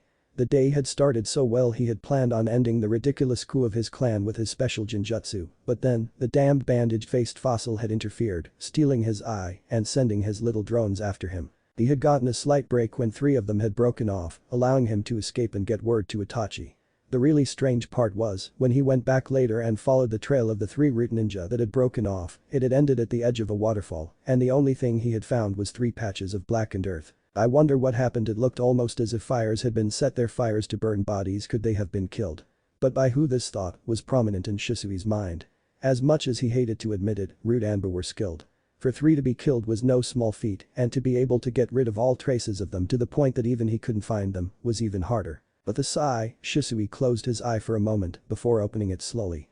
He said, "So, you've finally arrived." Itachi behind him, a second man who looked to be about 13 or 14, walked out onto the cliff, looking at Shisui with confusion. I had jet black hair that was bound into a low ponytail and onyx eyes. Pronounced tear troughs extended underneath his eyes and his bangs were parted down the center. He wore the traditional Anbu attire with an Uchiha high collar shirt underneath his gray body armor, a katana strapped to his back. "Why did you call me here, Shisui? Shouldn't we be at the meeting? The clan will get suspicious if I keep missing them," Itachi said as he approached the older Uchiha. Still looking at the small waterfall across from him, Shisui spoke without turning. "It no longer looks like the Uchiha coup. Did it gain be prevented?" Itachi's eyes widened at Shisui's words. "If civil war begins in the Leaf, the other villages will be like sharks smelling blood in the water and surely move to invade," stated Shisui bluntly. He looked at the sky. "Real war will then break out." Shisui finally turned to face Itachi, who gasped in shock at his closed eye and the large trail of blood. "When I tried to stop the coup d'etat with the Kodomatsu Kami, Danzm stole my right eye," said Shisui as he looked at Itachi with his one good Mangekyo Sharingan. "He doesn't trust me. He intends to protect the village his way, no matter what it takes or how it looks." Turning, Shisui glanced at the canyon beside him. "I suspect he will come after my left eye as well," said Shisui as he reached up to his eye. "So I want to give it to you before he has a chance," he continued, a sick squelching sound filling the air as he ripped the eyeball from the socket, the optical nerve and blood vessel dangling from the orb clutched loosely in his hand. Blood dripped from his hand, which was stained with the crimson liquid. "You're the only person I can count on, my best friend." Smiling, he extended his hand to his friend. "Please protect the village in the honor of the Uchiha name," said Shisui. Tears began to swim in Itachi's eyes. He slowly took the eye, ignoring the sliminess as he clutched it softly. "Why are you speaking this way, Shisui?" asked Itachi, although he already knew, he just didn't want to admit it. Shisui smiled teasingly at his friend. "Come now, we both know that if the clan finds out that my eye was taken, the coup will be hastened.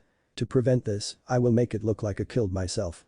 I already left a suicide letter, now I will throw myself over the side of this cliff and eliminate all traces of my body," he replied. Slowly, he began to back up, still facing Itachi's way as he threw his parting words at him. "Goodbye, my friend. Protect the clan name and Suzuki.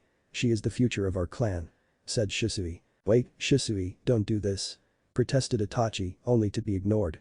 Shisui turned and dashed to the edge of the cliff, throwing himself backwards and over the side. Itachi quickly dashed after him, stopping on the edge to see his friend falling towards the river below, forming hand seals rapidly. A peaceful smile was on his face, even as white-hot flames began to engulf his body. Itachi looked on in despair as his friend burned himself to ashes, his Sharingan becoming active. The Tomo began to spin rapidly until they morphed into an all-new shape, joining together with the pupil at the ends, forming a tri-bladed pinwheel. "Shisui," he shouted while he was forced to watch his friend disappear, the peaceful smile never leaving his face. The flames licked at his body, and his skin began to crack and blister as it slowly burned. The sickly sweet fetor of cooked human flesh filled the air around him, his body disappearing into a trail of ashes. "Itachi, I have faith in you. This way, my death will mean something, and you can save the honor of the Uchiha name," thought Shisui as he finally disappeared, only a trail of ash that slowly fell through the air and landed in the water below, being swept away on the current. With his dying breath, he had left his friend with a gift to help him for years to come. In the hidden grotto underneath the Naka River, Naruto now 8 stood in front of his grandfather who was using an old kama as a makeshift cane. Behind him, the cave's small waterfall cascaded lightly into the crystal clear pool, which seemed to glow with an inner light due to the small shaft of sunlight that shone down from a small crack in the ceiling. The ground had been evened out, all the stalagmites being removed in favor of a smooth floor to create a small area perfect for training. Naruto had grown slightly in the past year, being slightly above average in height for his age. His hair had begun to darken slightly, with black strands here and there, and it had lost some of its spikiness, becoming more shaggy in appearance. He wore a simple attire, with an Uchiha-style high-collar shirt and a pair of tan shorts. The past year had been amazing for the blonde. After he met his grandfather, he had begun to live inside the cave with him after setting up a secret passageway between it and his apartment building, so that no one would see him going to the waterfall every day. Something Naruto had learned rather quickly was that Madara was different from most grandparents. He had a different concept of fun activities. Whereas most people would teach their grandchildren to fly a kite or dote on them with sweats, Madara would show him how to forge his own kunai and shuriken and teach him to play shogi. But Naruto's favorite activity was probably the training they did together. Each day Madara would help him train after the academy, and each day he learned something new. That's why he stood in the training field they had created down here, because his grandfather had told him that they were going to begin something special today. "So, what are we doing today, grandfather?" asked Naruto, barely controlling the urge to bounce eagerly. Madara had never referred to anything as special when telling him of a new thing to learn, so this must be really special if he would say that. "You have been doing well in your nature transformation training, so as a treat, I'm going to teach you a jutsu that is very special to our clan. It's a special rite of passage, and once you've mastered it, you'll be considered a full Uchiha," said Madara, with smirk. That really got Naruto's attention. Ever since he had learned that he was part of the Uchiha clan, he had learned everything he could of their history and customs, so he knew right away what his grandfather was referring to. In fact, he had been bugging Madara to teach it to him ever since he had found out about the rite of passage. Instantly a wide smile spread across Naruto's face, eyes wide with wonder. Excitement began to well up inside him. "Really? You're going to teach me the great fireball jutsu?" asked Naruto excitedly. "Yes, now come, I will show you how to perform it, then it is up to you to master. This is one jutsu you can't use your Sharingan to learn, it must be learned on your own," replied Madara as he made his way over to the pond, walking out onto the traditional wooden bridge. The entire way, his steps were accompanied by the sound of his improvised cane tapping on stone and then wood. Naruto followed him eagerly, standing next to him as he stopped at the middle of the bridge. Madara dropped his cane. He stood at the center of the bridge. Turning to Naruto, he said, "When performing this technique, you must first knead the chakra inside your body, turning it into fire, and then perform the hand seals, and finally, release the fire through your mouth. Pay close attention." Naruto nodded and fixed his attention solely on his grandfather. Madara was performing the hand seals slowly so that he could follow them, and Naruto did, committing each seal to memory. Once all half-dozen seals were performed, his grandfather's chest puffed up. He brought his right hand to his mouth, forming a circle with the first two fingers and thumb. A massive orb of roaring flames 15 feet in diameter issued forth, shooting out over the water and creating a circle on the surface.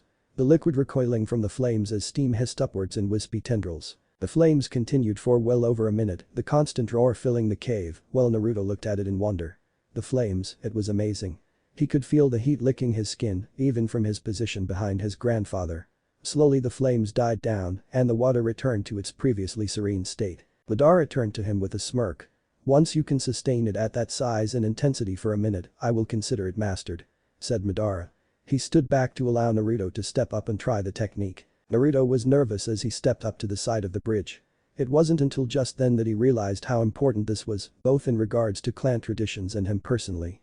He really didn't want to screw up his first attempt at the jutsu in front of his grandfather, he didn't want to let him down. Naruto closed his eyes, taking a deep breath as he slowly reached inside himself to his sizable chakra reserves. Carefully, he focused it into his lungs, willing the chakra to start heating up and turn into fire. Finally he felt confident enough to begin the hand seals. "Snake, ram, monkey, boar, horse, tiger," thought Naruto as he methodically formed the hand seals. His chest puffed out, lungs expanding as he brought his hand to cup his lips. "Fire style. Fireball jutsu," he said mentally, determination surging forth. From Naruto's mouth issued a stream of orange flames, coalescing into a fireball that was 4 feet in diameter. The fire lasted for a short quarter of a minute before tapering off and disappearing. Naruto looked at the place where his fireball had been with a slightly disappointed expression. He had been hoping to make it at least a third of the size of his grandfather's, but it hadn't happened. That disappointment changed when his grandfather spoke behind him. Very good for a first try. Keep working on it and you should have this mastered in no time. I think I'll go lie down for a bit while you work on this." Madara complimented him. Naruto's heart lifted and he beamed under his grandfather's praise. Although Madara was supportive and helped whenever he was having trouble, he didn't give praise lightly, only if he really deserved it. In Naruto's mind, that always made it even better, since he knew he wasn't just trying to boost his confidence. Madara smiled gently at him. He ruffled his hair when he passed Naruto. Naruto shouted a half-hearted hey. The old Uchiha simply chuckled, continuing on his way into the house. He paused just as he was about to enter the house, turning to call back across the cavern, "Oh, and don't forget, I need to draw some blood from you again today. Be sure to preserve some energy." Naruto huffed in annoyance. For reasons he refused to explain, he had been drawing Naruto's blood frequently. The only thing that he would say is that it was for a special project. The blonde was dying to know what that was. Again? When are you going to tell me what all this mysterious blood drawing is about? The only reply was a chuckle. A sigh escaped Naruto's lips when he walked into his classroom in the academy. He hated coming to class. It was a waste of time in his opinion. Ever since he had begun training with his grandfather, his skills had progressed well beyond what they were currently doing, which was mostly accuracy and chakra control. Not only was he well versed in the physical side, but also the history and theoretical aspect. So all in all, it was extremely boring. If the fact that the content of the lesson was far behind what he knew wasn't enough, it was made worse by the fact that he still had to maintain the image of the class dead last. Due to the suspicion that would befall him should he have a drastic increase in skills, Madara had told him to continue to act like the class dead last. Despite the fact that he didn't like it, Naruto went along with it, if only to set his grandfather's mind at ease. He had even begun to wear a transformation to hide his physical features as the changes grew ever more drastic. The blue-eyed Uchiha had also swapped out his usual clothes he wore at home for much more colorful clothes, a matching orange hoodie and pair of shorts. With another sigh, Naruto cast his gaze across the room surreptitiously, looking for any changes in the environment, something Madara had drilled into him. Everything seemed normal, most of the students had already arrived and taken their seats. The idly noticed indigo-haired Hinata Hikage sat huddled in on herself anxiously in her seat in the back. Occasionally throwing glances his way with her pale eyes, something that was trademark of her clan, before looking away with her face reddening. He still couldn't figure out why she did that, and his grandfather was no help. He simply chuckled in amusement whenever Naruto brought it up. She seemed to be trying to disappear into her bulky tan jacket. Naruto made his way to his seat next to Shikamaru to wait for the rest of the class and the instructor to arrive. Shikamaru lifted his head up slightly, looking at him in boredom. Shikamaru, the heir to the Nara clan, shared the defining traits of most of the men in his clan. They were all geniuses, and all of them were lazy as could be. It was rare to see Shikamaru's narrow brown eyes filled with anything but laziness or annoyance. His clothes seemed to reflect his attitude, as the only bright colors were the Nara clan symbol on the front of his gray t-shirt and the white bandages that strapped his kunai holster to his brown shorts. Despite his usual attitude, a slight glint of amusement entered his eyes for a moment. "So, you actually showed up. Gonna try to beat Suzuki again?" Unlike the others, Naruto got the feeling that Shikamaru knew that he was holding back. He was certain the Nara took pleasure in teasing him about the fact that he always had to let everyone else win. Naruto gritted his teeth, forcing down the urge to throttle the lazy boy before launching into his act for the day. "Just wait, Pineapple Head, today's the day I'm gonna kick her ass. You hear that, Suzuki?" said Naruto, directing the last bit at the Uchiha princess in the row next to them, who had a pleasant and polite expression on her face. Suzuki was the second child of his mother's friend Makoto Uchiha, and she looked like the spitting image of her mother. Her long raven-colored hair was held up in a ponytail that left her bangs to frame her cheeks, which were still slightly chubby with baby fat, and her big onyx black eyes. Like most of her clan, she wore dark clothes, including a black Uchiha-style high-collar shirt with the clan symbol emblazoned on the back. The girl glanced at him before turning her gaze back towards the board, the pleasant expression never leaving her face. She replied, "Whatever you say, Uzumaki." On his right, Shikamaru shook his head at his outburst. "Shouldn't you be embarrassed that your number one goal is to beat a girl? Even if she is the top student?" asked the Nara. Puffing his cheeks up, Naruto pretended to be angry for a few moments. He turned his head away with a humph. In truth, one of the least favorite parts of his act was constantly picking fights with her, as she was actually very kind to him most of the time, despite how much he must have annoyed her. But he had to keep up the image of a cocky idiot. "Just you wait and see, today's the day," declared the blonde. An amused voice then called out from the front of the classroom. "Is that so, Naruto? Glad to hear it. You'll get your chance to prove it right away, because the first lesson is target practice." The attention of all the students was drawn to the front of the class, where a very tan-skinned man stood with a smile on his face. "You bet, Iruka-sensei, I'm going to beat her today, you'll see. I guarantee it, as future Hokage," said Naruto loudly. This drew a hail of jeers as the rest of the class mocked the blonde. Hiruka threw Naruto a sympathetic look as the insults began. "Sure, you will dead last. You're right, you can't even beat Shikamaru's lazy butt. No way are you gonna beat Suzuki." Finally, Hiruka had enough. He used his patented big head jutsu to increase the size of his head. "Alright, that's enough, quiet down so we can begin class," yelled Hiruka. Instantly the room fell into silence as the children looked at him with comically wide eyes. As he calmed, Iruka's head reduced to its normal size, and when next he spoke, it was in his usual calm voice. "Alright then, let's get right to it. Make sure you have your kunai and shuriken, then exit the room single file and head to the target range outside," commanded the scar-faced man. The shuffling arose as students followed the instructions, standing up to check their kunai and shuriken holsters. Naruto himself simply stood up and began exiting the room. He made sure that he knew exactly what equipment was on him at all times, so checking was pointless. Not far behind him was Shikamaru, who muttered, "Man, why couldn't it have been history again, at least I can nap during that. This is such a drag." Behind him, Chimjai nodded sympathetically to his friend's words, whereas Naruto withheld a snort. Yep, definitely no need to worry about Shikamaru telling people he was holding back. He'd find it too troublesome. After exiting the school building, the class lined up at the target range. They stood on a red line that had been marked on the dusty ground of the training area.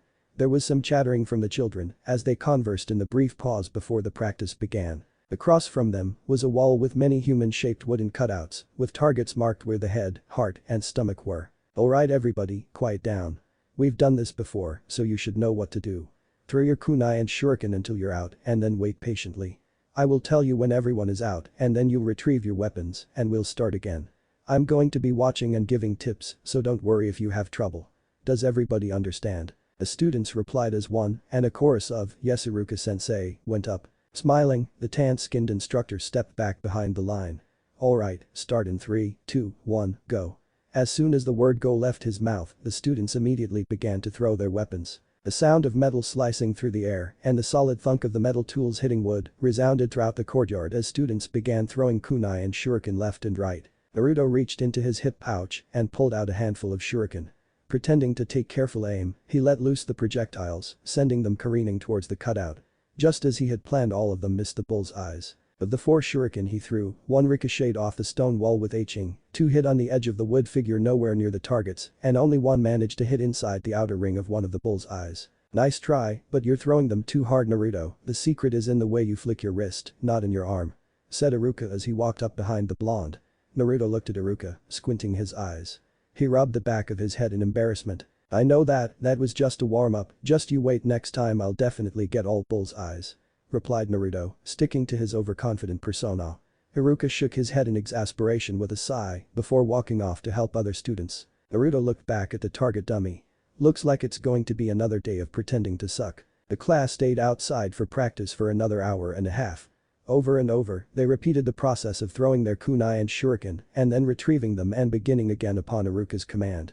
Throughout the session, Naruto made sure to glance at his fellow classmates, occasionally feigning frustration to make sure he was doing the worst. Not once did he hit a bull's eye, and he only improved marginally. As he was doing this, he noted that in particular, Suzuki was doing very well. She rarely misses a bull's eye, impressive, her accuracy might even rival mine. He thought as he saw the Ravenet hit another bull's eye. Finally, after an hour and a half of target practice, Iruka called a halt. "Alright everybody, that's enough for today. You can all go enjoy your lunches, but be back in the classroom for ninjutsu theory in an hour." After saying this, Iruka himself began to meander off on his way to eat his own lunch and hurry back to prepare the lesson. An excited clamor arose. The children began to break off into groups, intent on enjoying their lunch. Naruto himself stood there for a moment, collecting his shuriken. He had just managed to get the last 3 kunai when a cluster of male students passed by and he overheard what the lead one was saying. "Man, did you see how bad the dead last did? He could barely get 1 shuriken in the target. I can't believe that dummy thought he would do better than Suzuki."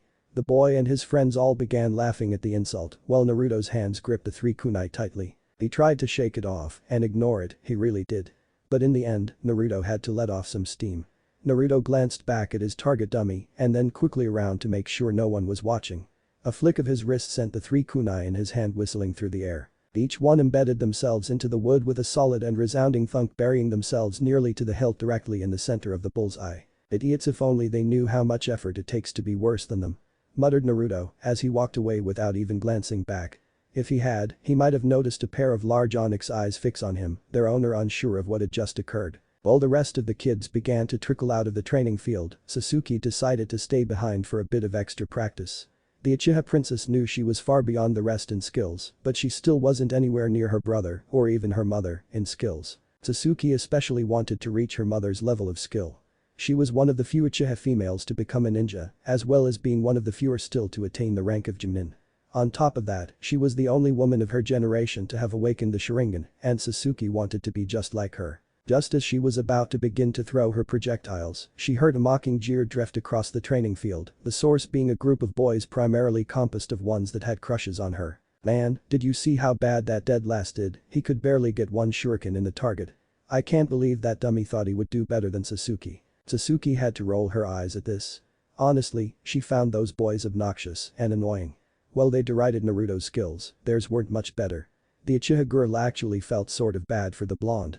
Every time he tried to succeed, he would fail. Shaking her head, her ponytail swaying from the motion, she was halted once more, this time by 3 solid and unmistakable thunking sounds.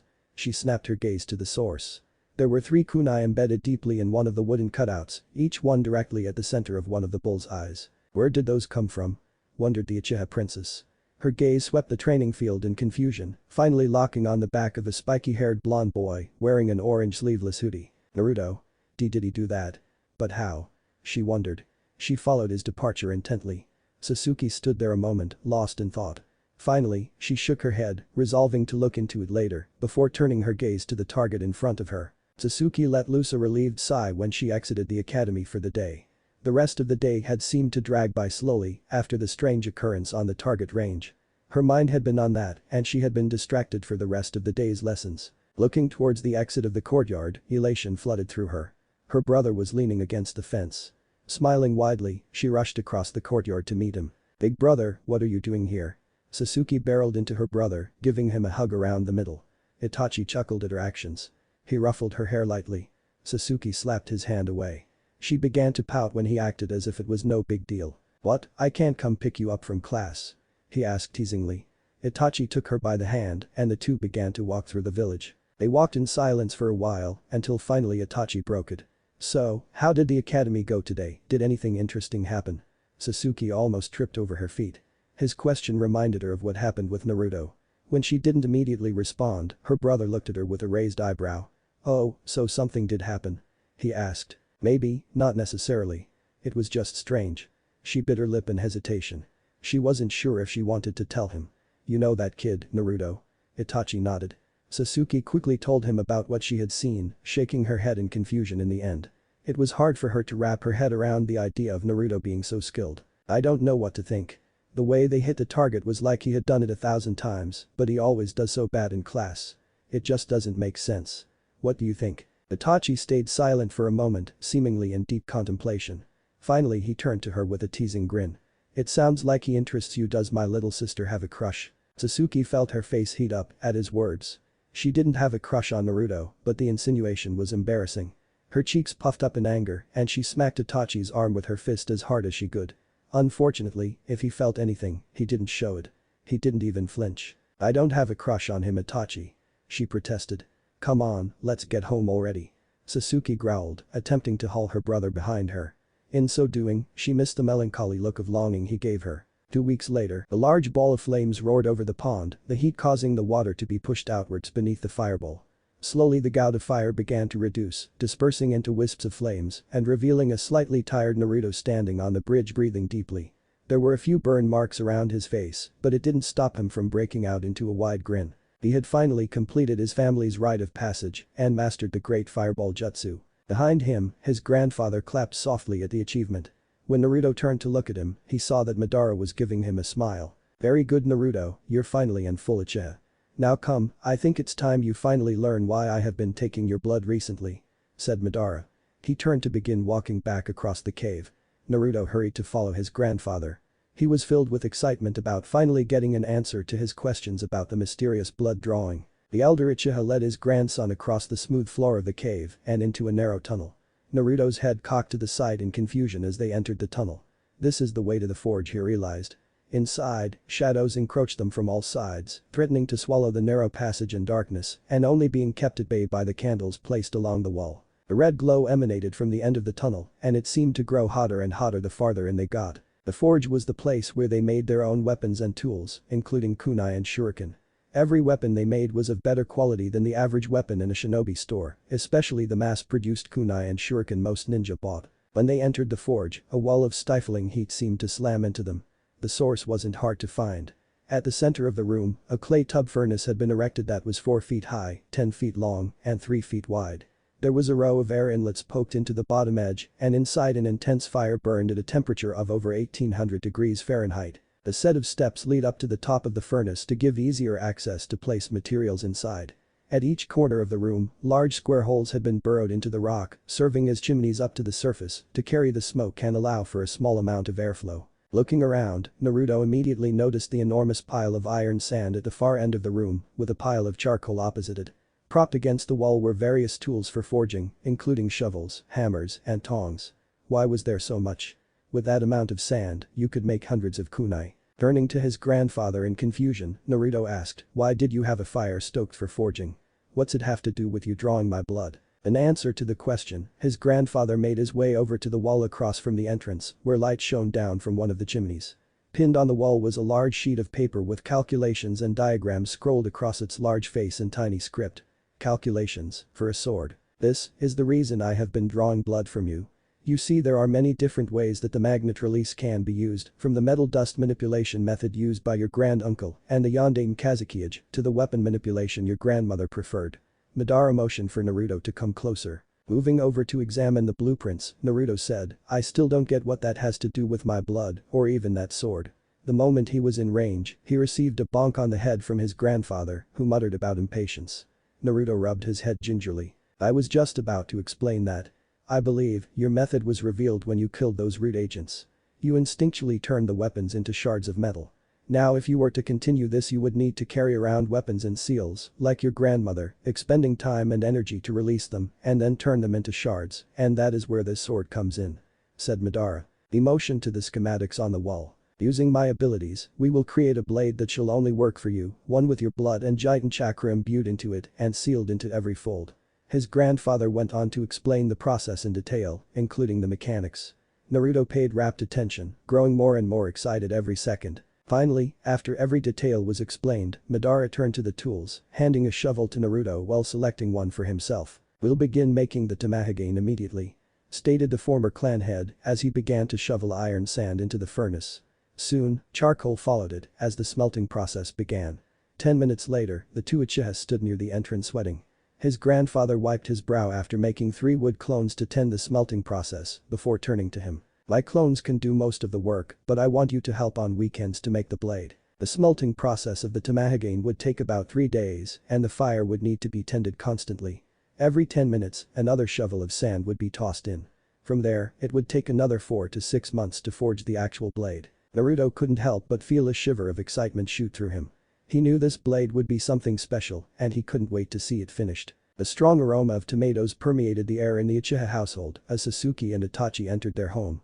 The smell crept into Suzuki's nose, causing a wide grin to break out on her face and her mouth to begin watering. She followed her nose towards the source, her nose being beckoned by the enticing scent. It was unmistakable, the smell of her mother fresh baked tomato bread. "It seems mother's made your favorite tonight," commented Itachi at her side. She only nodded her head vacantly. Right now, Suzuki's senses were focused solely on the heavenly aroma of her mother's cooking. The siblings entered the kitchen and were greeted by the sight of their mother putting the finishing touches on their dinner. When she heard them, Mikoto turned to the two with a smile, which Suzuki returned with a wide grin. "Welcome home, you two. You arrived just in time. Go ahead and sit down, I'll have dinner ready in just a minute," greeted Mikoto. "Sure thing, Mom," replied Suzuki. She marched towards the table to sit down and wait for her meal. So absorbed in thoughts of the meal was she that she missed how Itachi's demeanor had changed when he entered the room their mother was in. The elder Uchiha's face had returned to its usually stoic mask, and though he offered a small and a nod to their mother, there was a tension in the air as they looked at each other. For a moment an unreadable emotion flickered across Mikoto's face before the tension was broken by Suzuki calling out from the table. "Hey Itachi, are you going to come sit down or what?" asked the impatient 8-year-old. Suzuki huffed. Was she the only one that couldn't wait for dinner? Itachi was in Anbu, he should be even more famished than her. "I'll be right there," she heard Itachi call. And just like that, things were back to normal as both Uchiha children sat down at the table. The meal was soon laid out and the three were gathered together around the low rectangular table with their legs folded in front of them. Suzuki looked around in confusion for a moment. She only just noticed the absence of her father. "Hey mother, where's father?" Makoto gave a tight smile, looking sadly at her. Suzuki's heart sunk. She knew what was going to be said before it was even said. Sorry, but he won't be able to make it. He had to go on a mission for the clan at the last minute, answered to her mother.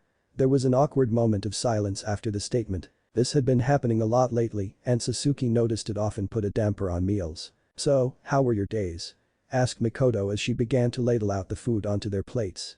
Did you have any trouble in Anbu or the academy? Itachi took a sip of tea before he answered. My day was fine. It was just a simple patrol. And what about yours, Suzuki? The girl took a moment to register the question. She had just been in the middle of inhaling her first piece of tomato bread. She took a moment to gulp the tasty morsel down and replied, oh, it was normal, just some target practice and ninjutsu theory.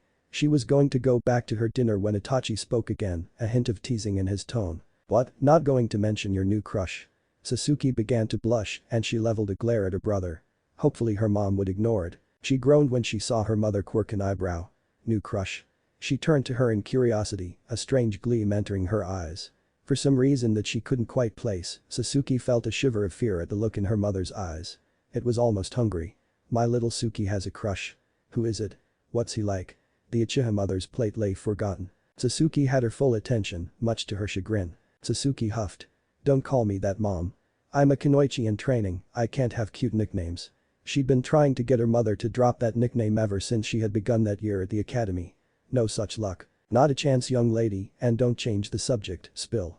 Makoto looked at her daughter expectantly, drawing a growl from the young girl. There's nothing to tell, I don't have a crush. The little ravenet directed a withering glare at Itachi, who was eating his food with an innocent expression. Like I told Big Brother, it's not a crush. I just saw a boy in class do something weird today. Oh, so just something weird. Why won't you tell me what happened then? Asked Makoto with a giggle. Obviously she didn't quite believe her. Suzuki groaned in annoyance. First her brother and now her mother. Not her too. Why won't anyone believe me that I don't have a crush? Fine, if you have to know. Suzuki relented as she explained to her mother how she had stayed back to practice and overheard the boys making fun of him.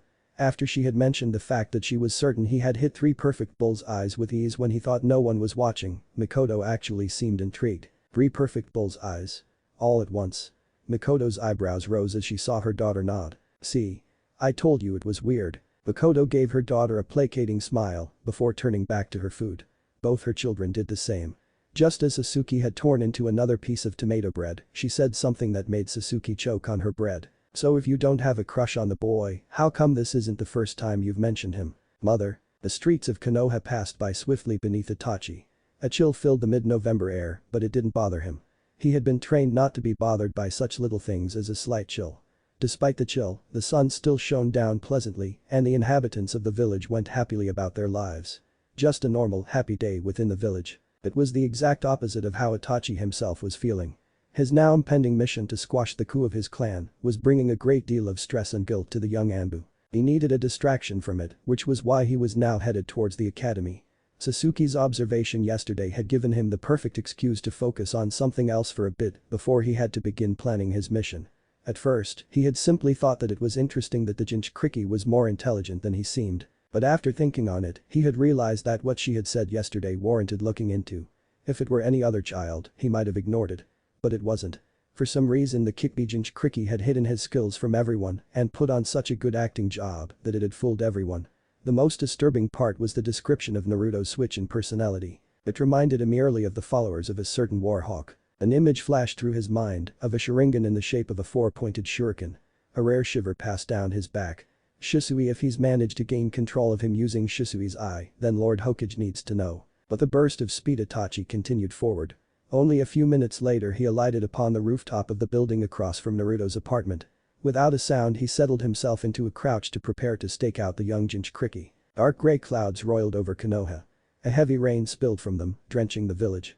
All over water was running from gutters and drains, creating a constant sound of rushing water to accompany the sound of heavy raindrops falling like pellets on the ground. A flash of lightning raced across the sky, with a crash of thunder chasing behind it. Itachi Uchiha found himself crouched on top of a roof as the rain poured down on him without pause. Currently the only thing keeping him from being freezing cold was the fire chakra he was circulated throughout his body. His clothes clung heavily to his frame due to how soaked they were. The rain created a constant and almost deafening pitter-patter on the roof around him, though he didn't pay it any mind. His sole focus was the square of light on the side of the building that marked Naruto's apartment.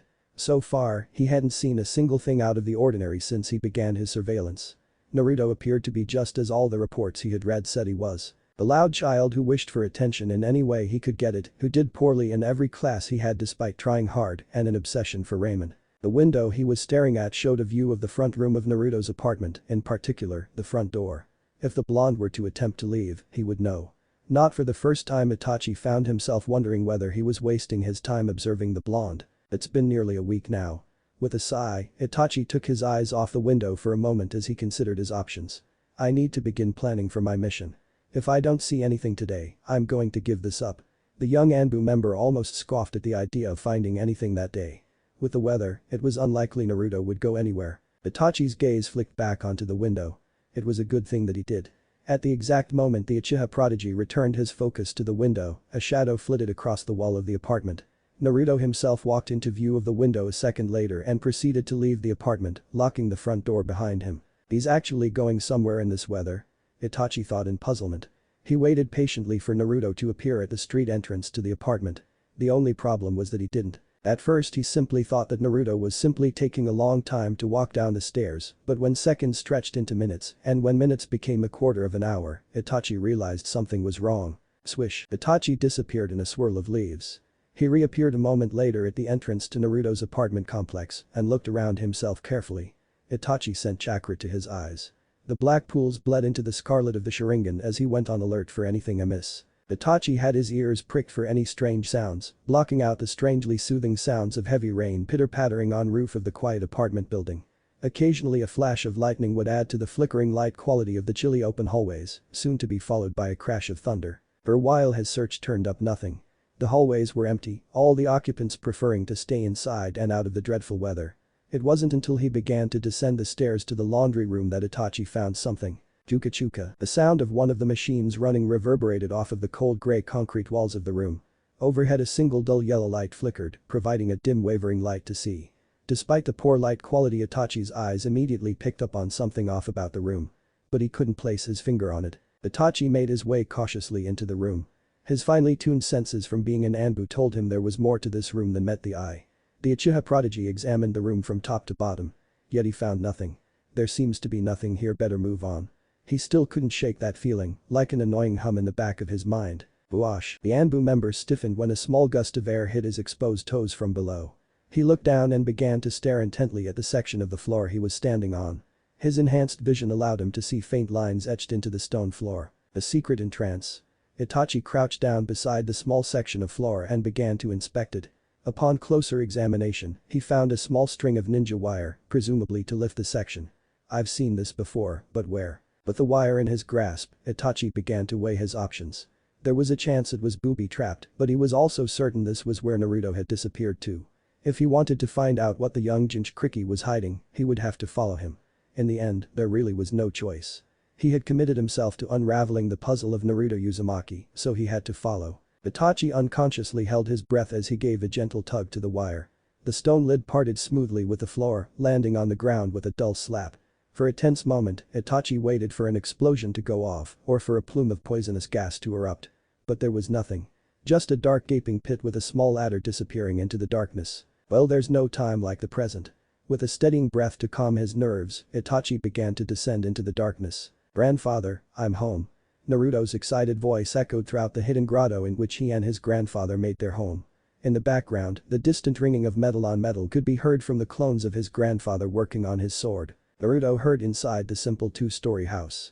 The next moment the door slid open to reveal his smiling grandfather leaning on his cane. A happy grin spread across Naruto's face as he raced to meet his grandfather, tackling the ancient Uchiha around the middle in a hug. Oof, Madara chuckled good-naturedly as the Naruto tackled him around the middle.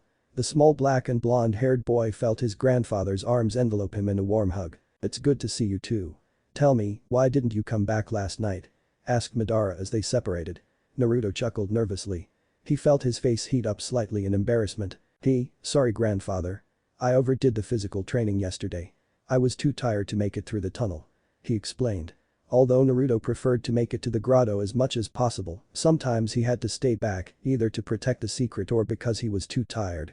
The grotto had become his true home, it was the first place he had family. The young Uchiha pouted when his grandfather chuckled in amusement at his embarrassment, only furthering it when he ruffled his hair. Go ahead and make a few clones to help with making the blade. Today you'll be working on chakra control. Naruto groaned. Shape transformation and chakra control were hard. Because of the size of his reserves, he had trouble with those subjects. He was about to complain when bonk. Ouch. Naruto winced and rubbed his head. His grandfather had whacked him on the head with his cane again. When he finally stopped rubbing the smarting lump, he shot a dirty look at his grandfather, which was met with a stern glare. Don't give me that look, Naruto. Your reserves have been increasing once more, so you need to improve your control even further. You are an Uchiha, control and jutsu come naturally, but you must still work to attain them, especially with your Uzumaki genes. Naruto withered under the stern lecture. He knew his grandfather was right. With a sigh, he placed his hands in a cross-shaped seal and began to build his chakra. Poof. All round the cave smoke erupted in thick white plumes. There was so much it seemed like one solid cloud, almost the same size as that issued after a large summoning. After a few moments the smoke began to recede into wispy tendrils, revealing dozens of Narutos across the cavern. You know the drill, 20 to each exercise. Naruto instructed them in a flat tone, resigned to the tedious training. Oh how he wished he would be learning a cool jutsu today. With a sigh, Naruto turned towards the house. I suppose I'll go see if I can get the fox to talk to me. Without waiting for a reply he walked into the house, intent on meeting his tenant. Had he looked at his grandfather, he would have seen the sudden narrowing of his eyes as he sensed something that Naruto couldn't. Yes, that's a good idea. He replied idly. Naruto sat in a lotus position in his room. His breathing was carefully regulated. Slowly, all sound bled away. The world around him ceased to exist as he willed himself to appear inside his seal. Drip, drip, drip. He opened his eyes to the familiar side of the physical representation of his seal. Up ahead he could see the entrance to the room that housed the Kikbi. Wordlessly he got to his feet and began to walk towards it. The wet slap of his sandals on the water reverberated off the narrow halls. DRRR, I see you're back again, foolish human. Yes, I figured I'd come see how you're doing. You must get lonely in here. I figured maybe you'd finally want to talk. The fox snorted in derision at the blonde's statement. Behind the bars of its cage, its head lay on its crossed arms, the picture of boredom. You expect me, the mighty Kikbi, to lower myself to speak to a human to pass the time? Worse yet, an Uchiha, the grandson of that bastard Madara. The fox growled. Naruto didn't react to the insulting words. Instead he opted to sit down on the water calmly and simply look at the Kikbi. Well I figured that it's better than just being alone in here. The Kikbi didn't answer, it simply closed its eyes and tried to sleep. Naruto tried to engage the fox in conversation, telling it about his day, his training, what he was planning on having for dinner. He got no reply. It stubbornly stuck to its declaration of not speaking to him. Naruto found himself having to resist sighing in frustration at the fox's continued stubbornness. Perhaps I should try a different approach. We should at least come to some sort of agreement. Like it or not, we're stuck together and the man that removed you from my mother is still out there. He will come for you again. We'll need to work together to be able to stop him because this time, he won't simply let you get sealed. As soon as the last sentence had left his mouth, the room became bathed in the Kikbi's killing intent. The mighty beast shot to its feet and fixed Naruto with a deadly glare. A snarl ripped from its muzzle. A shiver of fear shot down the Uchiha's back and his breath caught in his lungs. Adrenaline began to flow through his body as the primal fear of the beast's rage invoked triggered his fight-or-flight response. You think I need you, boy? I don't. If that man comes for me again I will tear through this seal and crush you beneath my heel, then I will find a way to rip that monkey eye from his skull and obliterate him. Slowly the killing intent disappeared and the Kikbi lay back down to sleep. It took a moment for the adrenaline to settle down in Naruto, but when it did, he gave a weary sigh. It seemed that he had messed up. Knowing that there wasn't anything else he could do that day, he began to walk towards the exit. In the silence that followed the Kikbi's rage, the splash of his sandals filled the entire room. He had almost reached the door before he paused and spoke to the fox without looking back. You know, we don't have to be enemies. Like I said earlier, we're stuck together. We should make the most of it. He wasn't expecting a reply. Thus, he was surprised the fox's voice from behind him made him pause. Kikbi had cracked an eye open to stare at the blonde's back in puzzlement. Why do you try so hard to get me to speak with you, boy? Do you not hate me? After all, I was the one that killed your parents. Naruto stopped his exit, glancing over his shoulder at Kikbi. Perhaps he did have a chance to make progress. No, I don't hate you. You were simply trying to avoid being locked up again, I probably would have done the same in your position. The Kikbi seemed stunned by his answer, though it was shocked even more by what followed after. As for why I try hard to get you to speak to me, it's because I know how you've been treated in the past. You've been hated and hating in return for so long that hate has become all you know. I want to change that. But that last declaration, Naruto pivoted on his heel and began to walk towards the entrance once more. He had just reached the archway that led into the darkened corridor when the Kyuubi spoke from behind him. "You're a fool, Naruto." The blonde Uchiha couldn't help the grin that stretched his chubby face. He had finally made progress. Itachi stared at the scene in the cavern with surprise. When he had followed the blonde's secret tunnel, he had expected to discover something about the blonde. He had half expected it to lead to the root facility. But it didn't. It was an old man with a cane, alright, but it wasn't Dansme. This old man looked even older than him or the Hokage, almost like a living mummy. His thin white hair cascaded down the front of the simple black robe he wore, framing sharp black eyes that he could swear were looking at him. The truly shocking part was the troop of Narutos all around him. Although these ones wore the same clothes, they were different than the blonde he was used to. They had strands of black in their hair and were taller and more muscular than the blonde. All of them were performing remarkably advanced exercises. "He does have a secret teacher." Itachi gazed intently at the old man while trying to stay undetectable. "Do I risk getting closer to learn more?" He agonized over the decision, trying to pick between learning more and informing the Hokage. Unfortunately, the choice was taken out of his hands as the old man's voice, cracked with age, echoed across the cavern. "You can come out now, I know you're there." The young Anbu froze, shock and confusion ruling his brain, and his heart skipped a beat. How had he been spotted? Was he sloppy, or was the old man just very good? Itachi considered turning and running, but his curiosity got the best of him. He stepped out of the tunnel and began to cautiously approach the old man. Around him, the clones looked at him in shock, fear, and confusion. The whispered hisses of their conversation seemed to follow him. Whereas the clones seemed confused, when he met the eyes of the old man, he seemed interested. A strange glint entered his eyes at the sight of the animal mask and pair of Sharingan eyes. "Ah, one of the little monkey's personal shinobi. And an Uchiha no less. I suppose it was only a matter of time before one of you caught on." Far from appearing concerned, it was almost like the man had been expecting this. Not to mention the way the man noted him as being an Uchiha set Itachi on edge. "Who are you? Why have you been training Naruto Uzumaki?" asked Itachi. He had exposed himself, so he might as well get some answers. Far from being intimidated by the serious tone Itachi held, the old man seemed too amused. "Who am I? That's a difficult one to answer. You probably won't believe me," answered the man. "I'd like an answer nonetheless." The old man seemed to consider his demand. "As you wish. I am a dead man." The man seemed to take pleasure in the frustration that was evident in the stiffening of Itachi's shoulders. "At least, that is what people believe. You see, I am the founder of your clan in this village. I am Madara Uchiha." Itachi recoiled in shock at the statement. Madara. But what of the masked man? Had he been lying, or was the old man lying?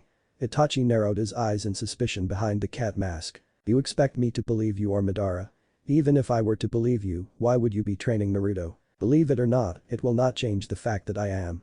As for why I'm training Naruto, the answer is simple." Madara paused to activate his Sharingan. "He is my grandson, and I wish for him to have the childhood I could not provide his father with." Itachi was stunned. No, he was beyond that, he couldn't even process what had been said. The words Madara, Naruto, and grandson kept repeating in his mind as he tried to come to terms with the earth-shattering statement. He was shaken from his shocked stupor by Madara's next words. "Now, if you wish, I will tell you all you need to know. In return, I would ask that you deliver a message to Sarutobi for me," said Madara. It took a moment for Itachi to consider the offer. Dare he take it? Really, he had nothing to lose. In the end, whether Madara was lying or he wasn't, he would still report it to the Hokage. He gave a sharp nod to the ancient Uchiha, signaling his assent. "Very well." Madara began to tell his story Itachi. For what seemed like hours they sat as he recounted of meeting his wife and having their son. Madara told him of the years he spent searching for his son and eventually finding him only to be too late. When the entire story was told, Itachi was left in contemplative silence. With a quick reassurance to Madara that he would remember to tell the Hokage of his wish to meet, Itachi left the cave with many thoughts on his mind. But now that he had finally solved the mystery of Naruto, there was only one at the forefront. It's time to begin the final preparation. My mission begins in 9 days. It was a surprisingly bright and sunny day in Konoha, considering the dark events of the past 48 hours. A slight breeze swept over Sarutobi. He stood on the rooftop of the Hokage Tower.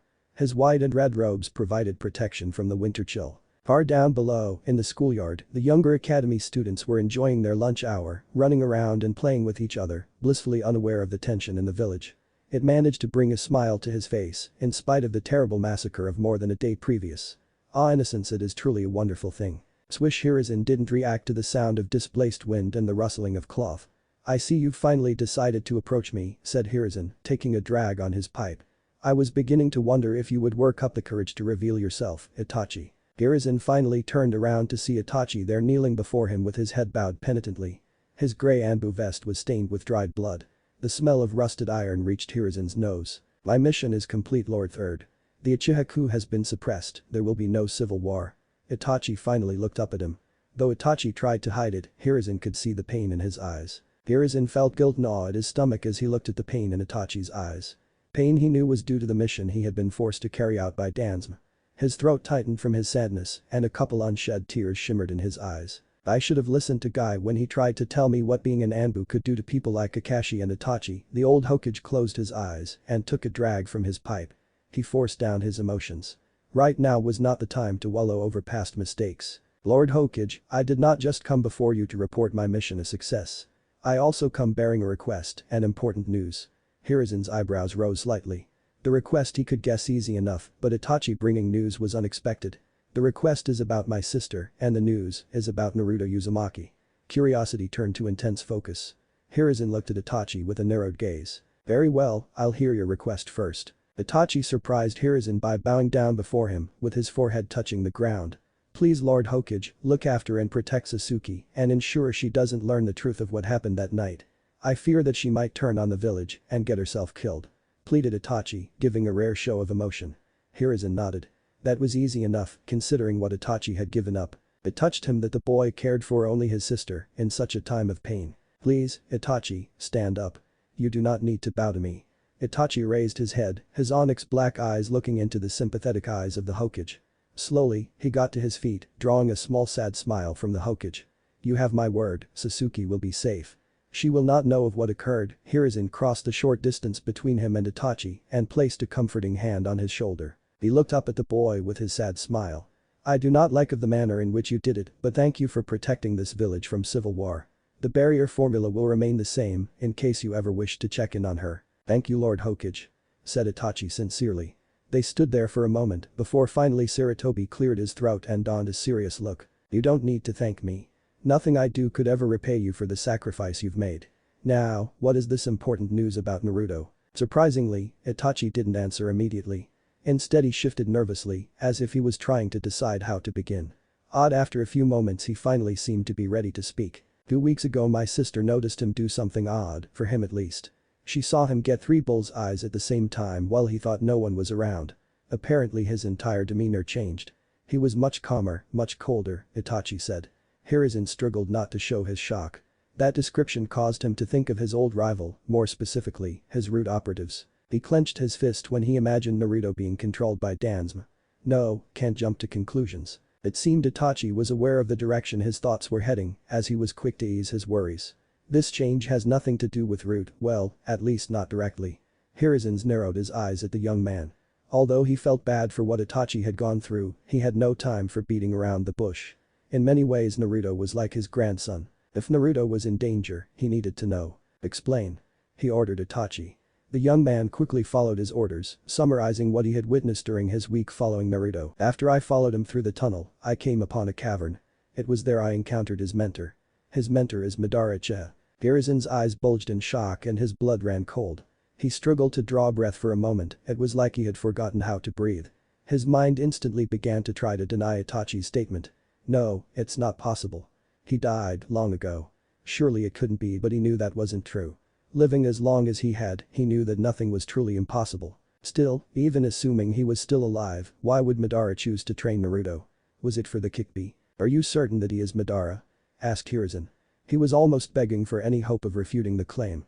Itachi fixed him with an extremely serious stare and gave a resolute nod.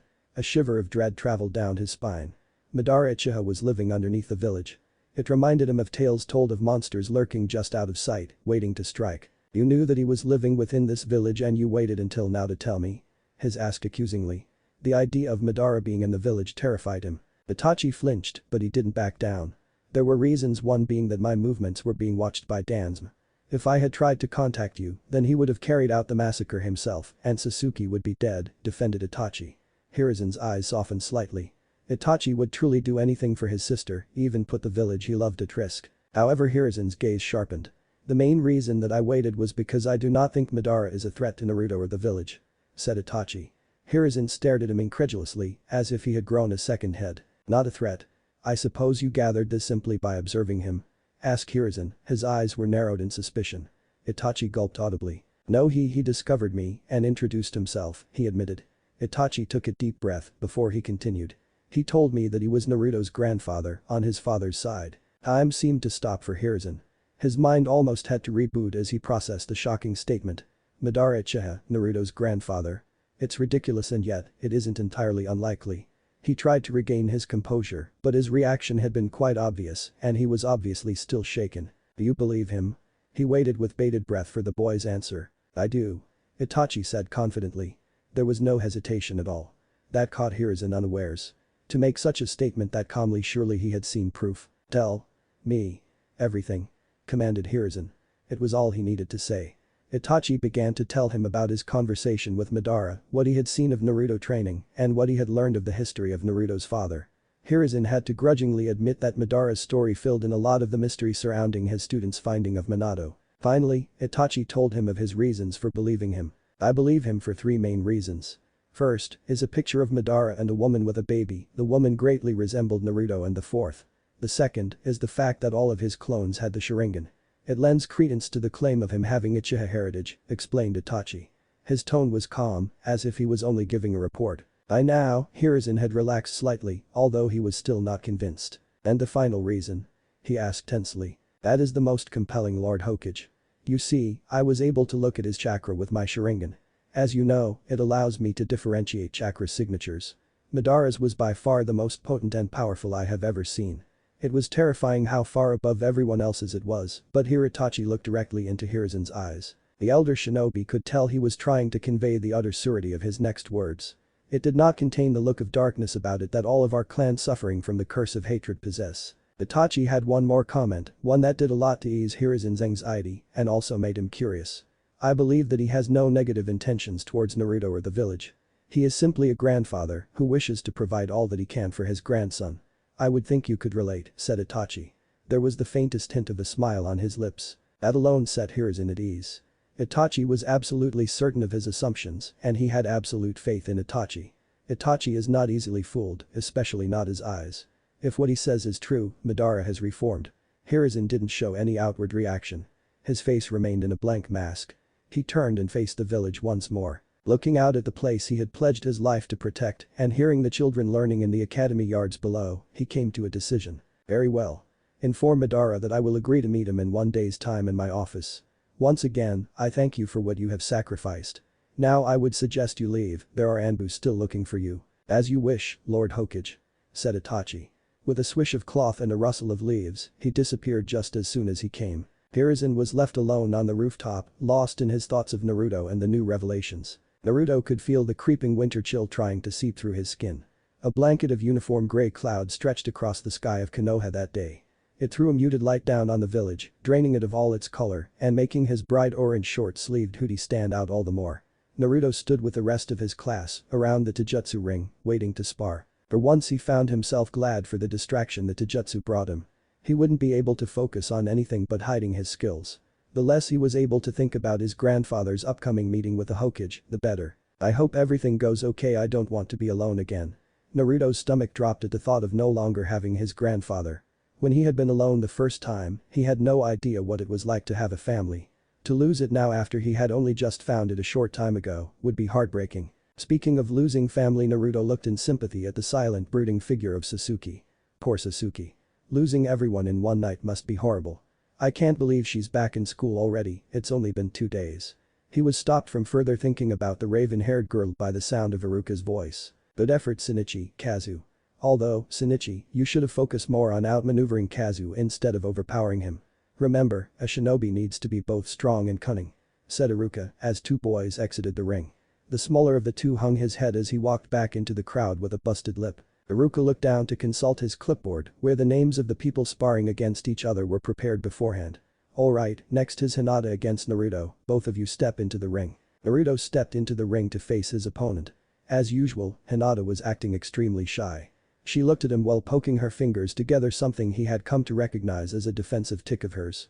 Hinata offered him a stuttering good luck, which he returned with a gruff one of his own. "Make the seal of confrontation, you two," commanded Iruka. The two children held their hands up in a half-ram seal, preparing to begin their match. "Go." Immediately the two sprang into action, well at least Naruto did. He charged forward, with his fist cocked back. Hinata didn't move forward, she simply waited to gently slap his hand away. But that was all. Naruto's eyes narrowed imperceptibly. He had been wide open after that counter. With the Hika's gentle fist, Hinata should have been able to end the match right there. Does she not know that style? Naruto mentally scoffed at that thought. Of course she knew the style, she was heiress to the clan after all. So why is she going easy on me? Naruto used the momentum from his countered blow to spin into a low sweep kick, which Hinata simply jumped over. Once again, Naruto was surprised when she failed to capitalize.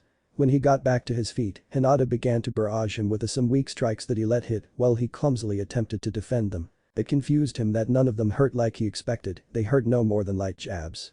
What's going on? I know the Hika style is much more powerful than this.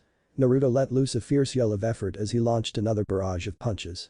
To his confusion and secretly frustration, Hinata once again simply gently countered the hard blows. I know it's called the gentle fist, but this is just ridiculous. And the pattern continued. He would attack and she would passively defend, or she would launch half-hearted offense. It was really beginning to get on his nerves. His usual modus operandi was to come out swinging and then let his opponent overtake him by either speed or skill. But the Hinata was avoiding any serious strikes and didn't attempt to end it during the numerous openings he gave her. She's making this really hard to lose. Finally, the last straw came after a slightly more intense barrage of blows from Hinata. As if on instinct, she began to move in for a debilitating strike that would have undoubtedly ended the match. At the last moment, she utterly flinched and pulled back her arm, causing her to stumble. Naruto's eyes narrowed to slits. That's it, I'm through with this. She hasn't even been using any chakra for her strikes. Maintaining his usual level of speed, Naruto took advantage of Hinata's stumble by sweeping her legs out from under her, causing her to fall with a surprised yelp. Naruto knelt beside her and made as if to punch her. Hinata's eyes clenched shut in anticipation for the blow. His knuckles came to a swift and violent stop a mere centimeter from her nose. Utter silence surrounded the two. "Winner Naruto," declared Iruka. He, like everyone else, seemed surprised by Naruto's upset victory. Hinata, who had kept her eyes closed, opened her eyes in surprise. A blush overtook her face. It looks like you win, and Naruto," she said meekly. Naruto struggled not to scowl. He had only won because she refused to fight. Even to his regular persona, that wasn't a win worth having. Nevertheless, he gave her a small grin and pulled her to her feet. He stuck out his pointer and index finger to her, offering the seal of reconciliation. With an even bigger blush than before, she accepted it with a trembling hand. "But you too, especially you Naruto," praised Iruka. Naruto gave him a wide grin and rubbed the back of his head sheepishly. "Yep, guess all my training is finally paying off," he replied. Hinata and Naruto walked out of the ring, rejoining the rest of the class. Around them, the students were muttering about his win, although most seemed to be under the impression it was because he was against one of the weaker members of the class. It's not like that's anything to be proud of. He finally beat a girl, big deal. Naruto scowled at the mutters. He knew better than anyone that he shouldn't have won. Next to him, Hinata poked her fingers together nervously. "You don't mind the men, Naruto. I'm sure it was your tea training," said Hinata. She let out a surprised eep when Naruto turned his scowl at her. He wasn't angry at her for holding back, but rather for doing it to the extreme. She had to make sure she didn't hurt him. "That's not why I'm mad," he growled. "You weren't even trying. There were lots of chances for you to beat me. Would you go easy on me?" Hinata's eyes widened. Didn't WW want YYUT2G get H hurt. The Jage can see cause a lot. Oh, Naruto interrupted her. "So you just thought I wasn't tough enough to take it? Do you do that against everyone?" Hinata's flinch at his harsh words was his answer. "What if you hesitate like that in a real fight cause you don't want to hurt anyone? You'll get yourself, and maybe your teammates, killed." Her eyes shot wide in complete shock. The brunette's head drooped. I never thought of like that," she said. "I'll try to stop H holding back." Naruto nodded silently, moving to take his place around the ring once more. "Alright, next up is Kiba and Suzuki," Iruka said. There was a slight hesitance in his voice when he reached Suzuki's name. The massacre was fresh in everyone's mind. Kiba and Suzuki entered the ring and faced off. Kiba, who was usually rather cocky, was actually rather subdued, although it didn't stop him from having a confident smile. Both of them made the seal of confrontation. "Go," said Iruka. Neither combatant made a move to begin fighting. Naruto was actually concerned about Suzuki. Usually she went into a fight with either a calm mask or a confident smirk. This time he could only see rage in her eyes. That look. I wonder if Kiba know what kind of trouble he's in. He better not start the fight like he usually does. Kiba was one of Suzuki's biggest admirers. He always started every spar between them with some sort of attempt to get her to agree to hang out with him. Don't worry Suzuki, I'll take it easy on you. After all, you're going through a loss. It wouldn't be fair if I fought you at full strength when you're still dealing with what happened to your clan, said Kiba. He obviously was trying to appear sympathetic. But Naruto knew as soon as that sentence left his lips, he had said the wrong thing. He started to get a bad feeling. He was pretty sure he knew what was about to happen to Kiba. This feeling she's beyond mad. Apparently Kiba wasn't as astute at sensing emotions. He seemed to think that Suzuki was shaking with sobs. Hey, sorry, I didn't want it to make you cry, maybe I can. Kiba would never know what hit him. One second he was about to offer her a shoulder to cry on, the next, he was receiving a brutal kick to the side. He instantly doubled up, clutching his ribs. Suzuki didn't stop. She took advantage of his bent-over position and brought up a crushing knee into his face. There was a sort of wet crunch that made Naruto cringe. Kiba went down clutching his face. It was obvious from the blood gushing from beneath his hand that Suzuki had broke his nose. Despite the fact that Kiba was now on the ground in pain, Suzuki didn't let up. She straddled his chest and began to rain down blows on whatever part of him she could reach. Kiba was helpless to defend himself. Suzuki seemed deaf to Iruka's shouts that she had already won. Naruto looked on, slightly disturbed, as Iruka was forced to intercede and pull Suzuki off of Kiba. I said that's enough. You've clearly won. Iruka said strictly. His eyes then softened slightly. You're going through a tough time right now and it's obviously clouding your judgment. Why don't you go cool off? Suzuki glared at Iruka for a moment with a look of pure hate. It was almost like she was seeing someone else instead of the kind Chunin teacher. In fact, Naruto was almost sure she was seeing someone else, someone she wanted to kill. Without a word she turned and stalked off, ignoring everyone muttering around her. Naruto stared after her in worry. Unlike Iruka, he wasn't so sure that her judgment was truly clouded, at least not in the sense that Iruka was thinking. The rage she had shown was unsettling. It went further than simply having your clan killed. I know how hard it would be for me to lose just grandfather, what must it be like for her to lose all the friends and family she's ever known? Naruto knew some of what happened that night. Itachi had stopped the clan before it could launch a coup.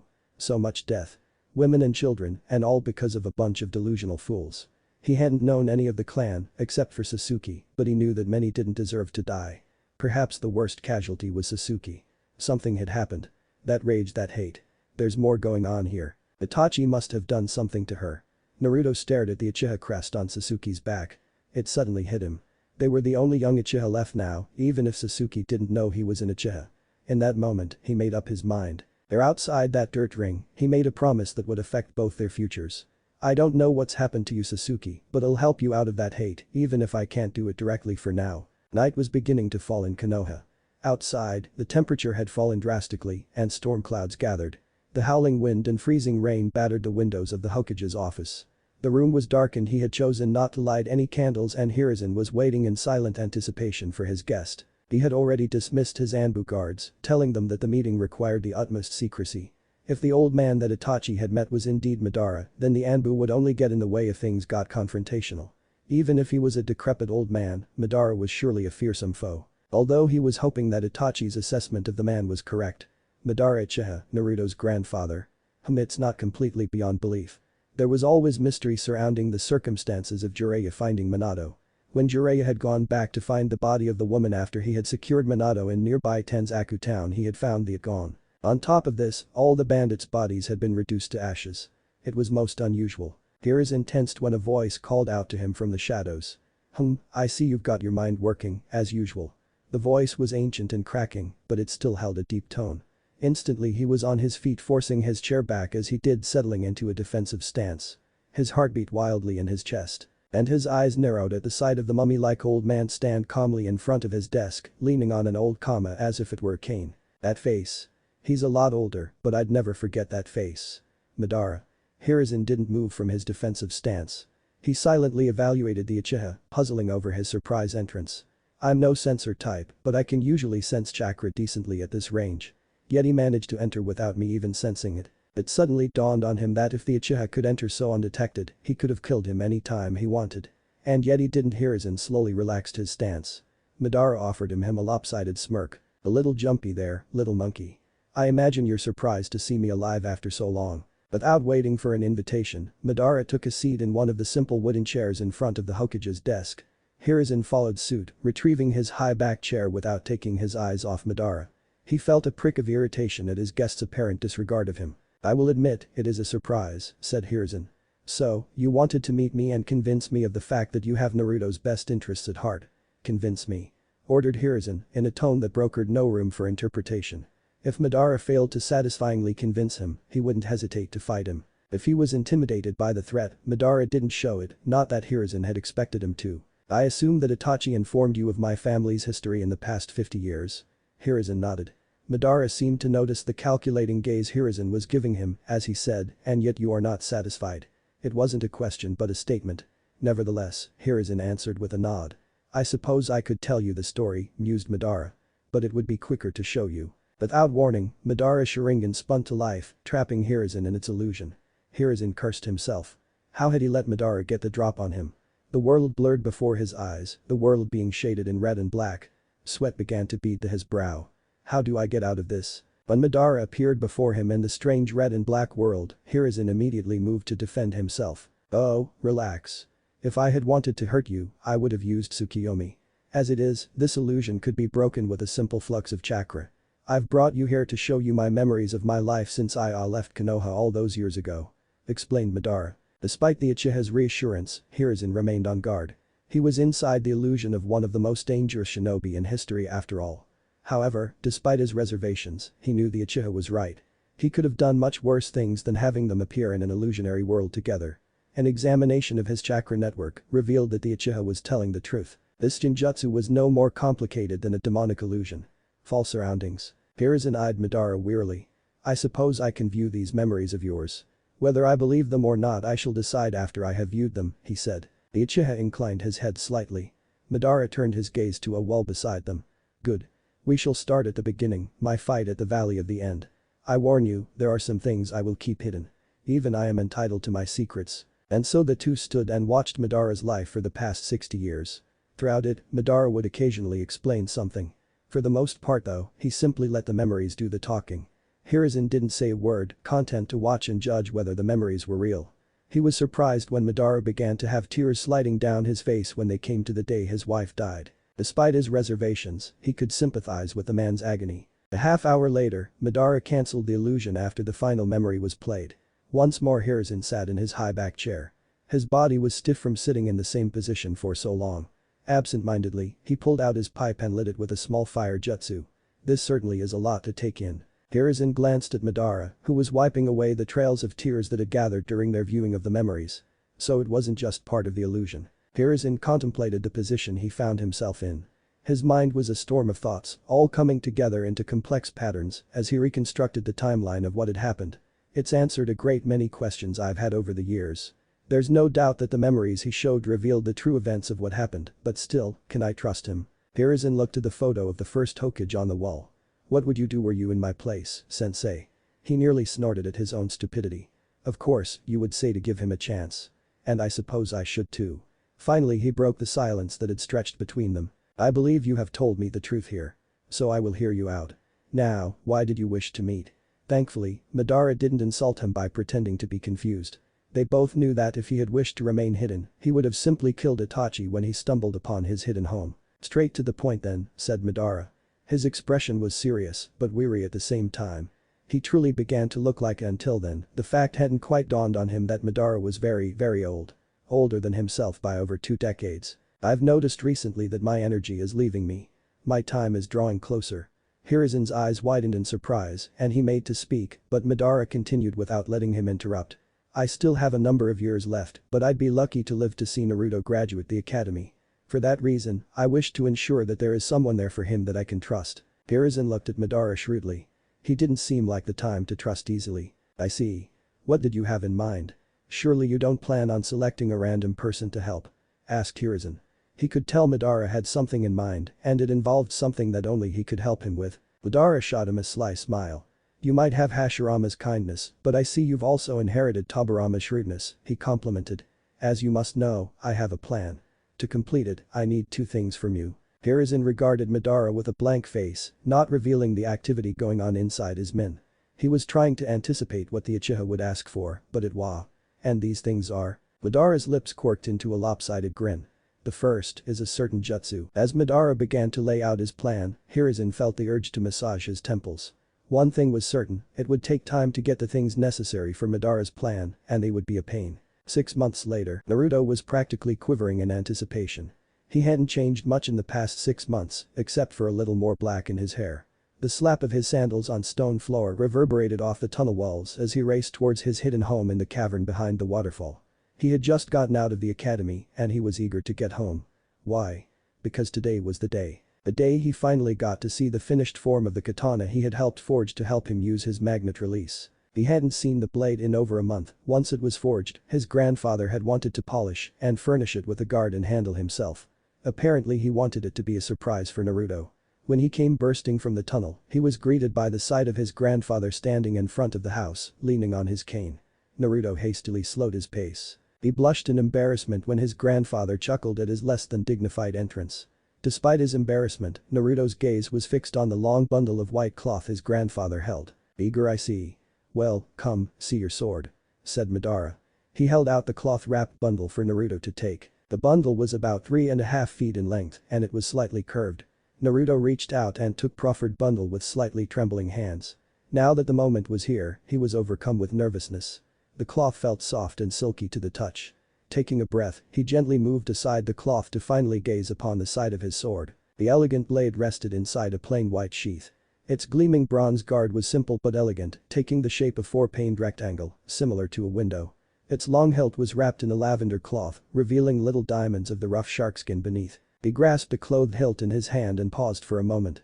Anticipation washed over him, he was finally going to unsheath his sword. With a sharp firm tug, he removed the blade.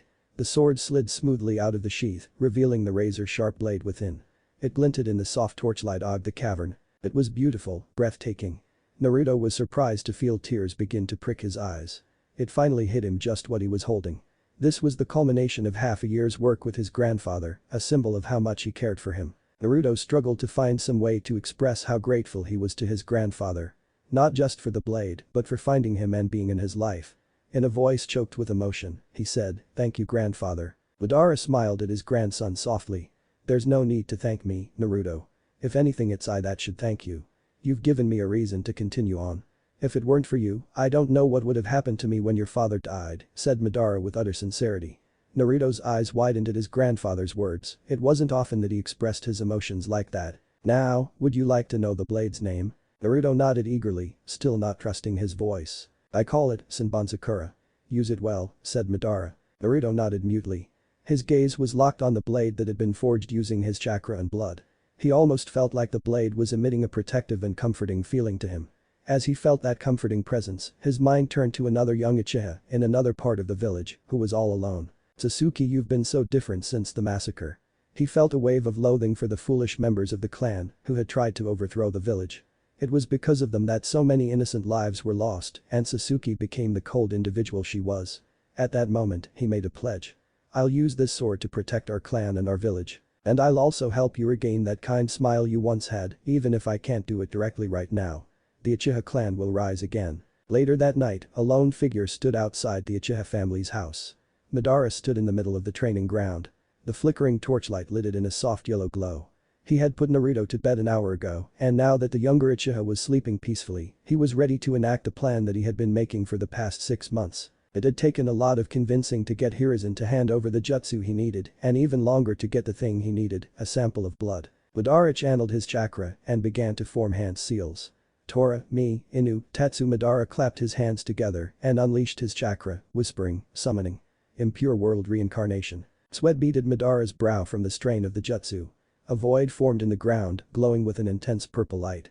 From within, a coffin began to emerge, rising up to face Madara.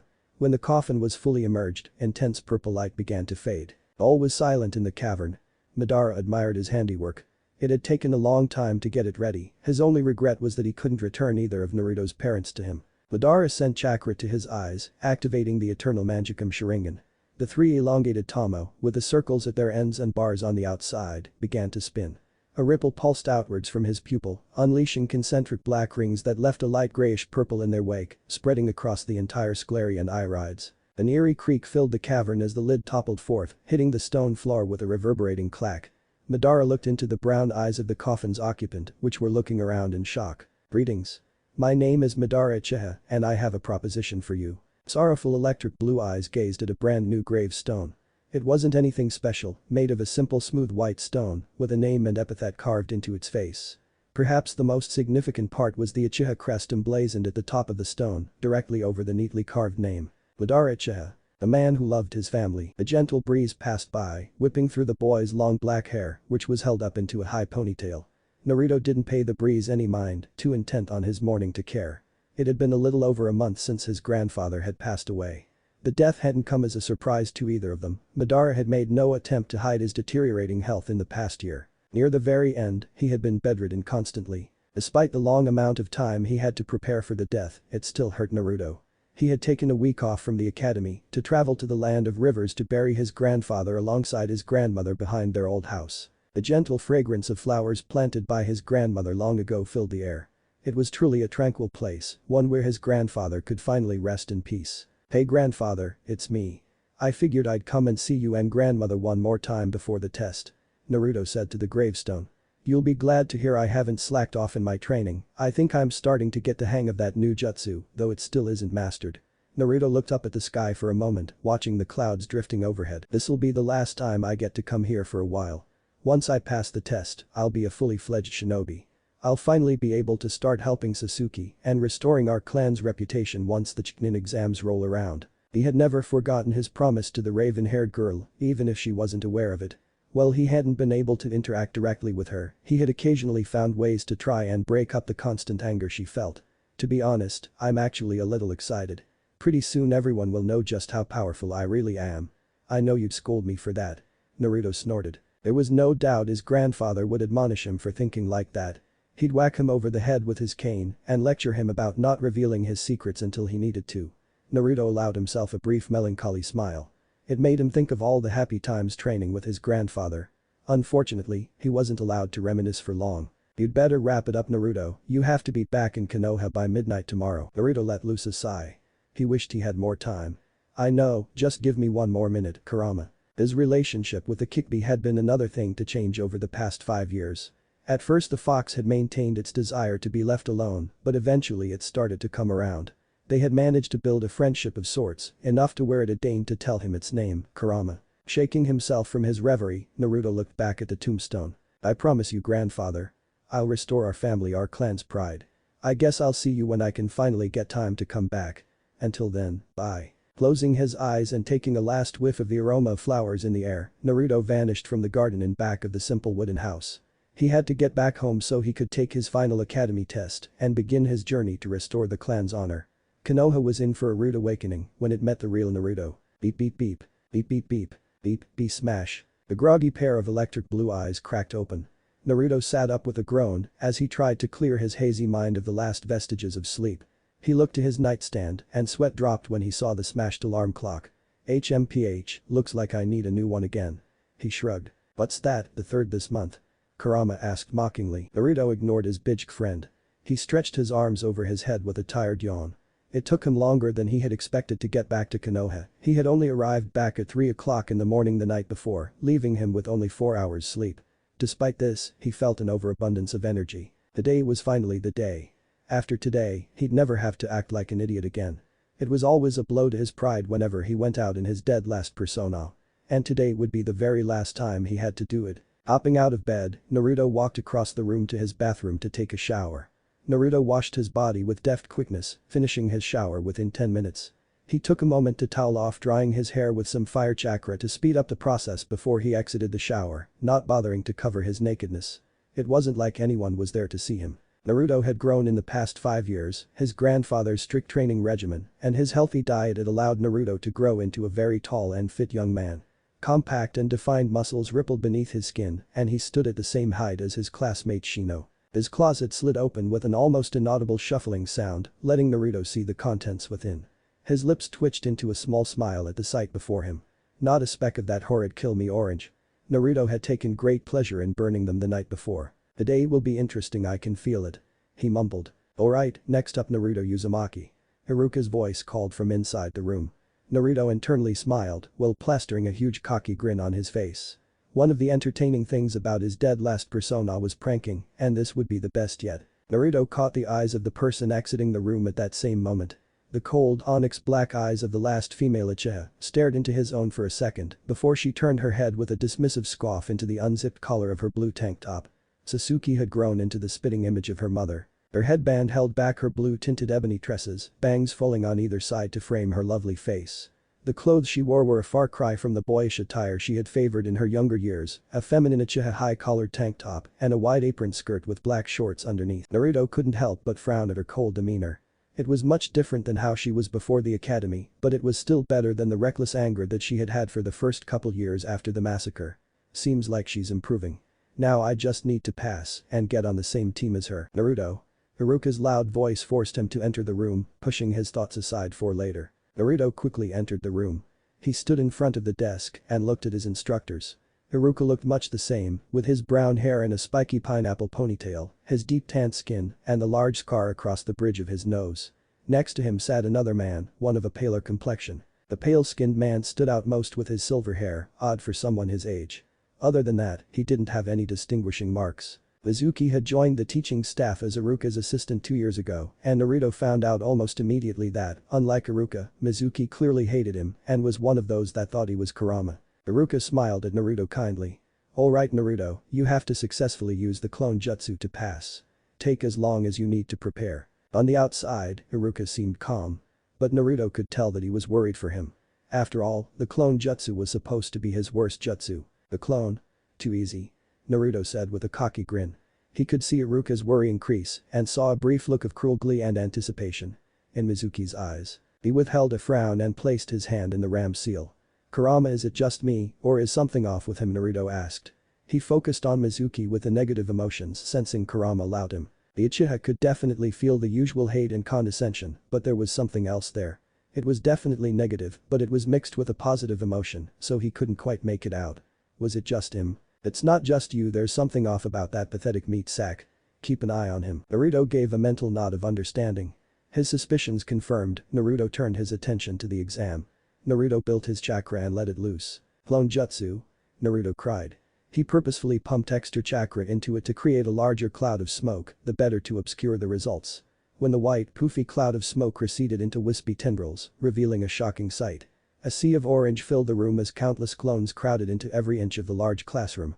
It left the teacher's jaws dropped in awe and disbelief. Several times, Iruka opened his mouth as if to speak, only for no sound to come out. It seemed that his words were failing him. Mizuki was in a similar situation, but with his negative emotions sensing focused on Mizuki, Naruto could detect an intense and seething rage beginning to bubble beneath the surface, along with a sense of panic. Strange. Finally, Iruka gathered himself enough to speak, albeit a bit shakily. "Very impressive, Naruto. I don't think I've ever seen so many clones." Iruka recovered from his shock. He gave Naruto a happy grin. "Congratulations, you graduate. Come up and get your headband." Naruto pushed his thoughts on Mizuki to the back of his mind and plastered a huge fox-like smile on his face. "Yes. I did it, I'm a ninja." He yelled at the top of his lungs, jumping in the air and pumping his fist in victory. The Uchiha had dashed forward to the table and snatched up a headband. He wrapped it around his head in an almost reverent manner and gave Iruka a wide smile. "Thanks Iruka-sensei, I'll make you proud." Naruto didn't give Iruka a chance to reply. He dashed out of the room, leaving the teachers to collect their wits and call in the last couple students. Naruto was halfway down the street before he got the sense that he was being followed. It was a gut feeling, honed from years of training and stealth. Not even a second later he felt a hand rest on his shoulder. He had to fight the urge to attack the person on instinct. When he looked up, he was surprised to see Mizuki looking down at him kindly. "Mizuki? What does he want?" "Hey there Naruto, congrats on passing. I gotta admit, it was rather surprising." Mizuki gave him what was supposed to be a cheerful smile. "Why don't we go somewhere and talk? I've got some great news from the instructors at the academy." The surprise of the comment almost caused Naruto to drop his act. For a moment, his eyes narrowed and he looked at Mizuki with a cold and calculating gaze, but it only lasted for a second. The next second, he was looking up at the silver-haired man with a big fox-like grin and squinted eyes. Outside, he looked like the picture of idiotic confusion. On the inside he was working fiercely to figure out what Mizuki's game was. Does he plan to attack me? Naruto quickly used his negative emotion sensing ability. His panic has calmed down, but the maliciousness has increased exponentially. He won't attack in the open, but he really wants to. Don't tell me you're worried about that pathetic cretin. Kurama scoffed. Naruto almost bristled at the comment. I'm not worried, just cautious. Naruto insisted before he addressed Mizuki. Sure sensei, no problem. He said with an even wider grin. Follow me then. Said Mizuki with kind smile. 10 minutes later found them sitting on the edge of a roof with a breeze brushing through their hair. Mizuki was looking at Naruto with a calculating gaze, as if sizing him up. So, Mizuki-sensei, come on and tell me what's this news from the other instructors. I want to go to Ichiraku's to celebrate with Raymond. Naruto asked in an unintentionally belligerent tone. Well, you see, all of the instructors were impressed with your performance. For a graduate to make so many clones is unheard of. Mizuki trailed off. He could tell that Chunin was baiting him, trying to feed his ego to get in his good graces and manipulate him somehow. So he needs me for something. Let's see where this heads. Really? They were impressed? He asked, eyes wide.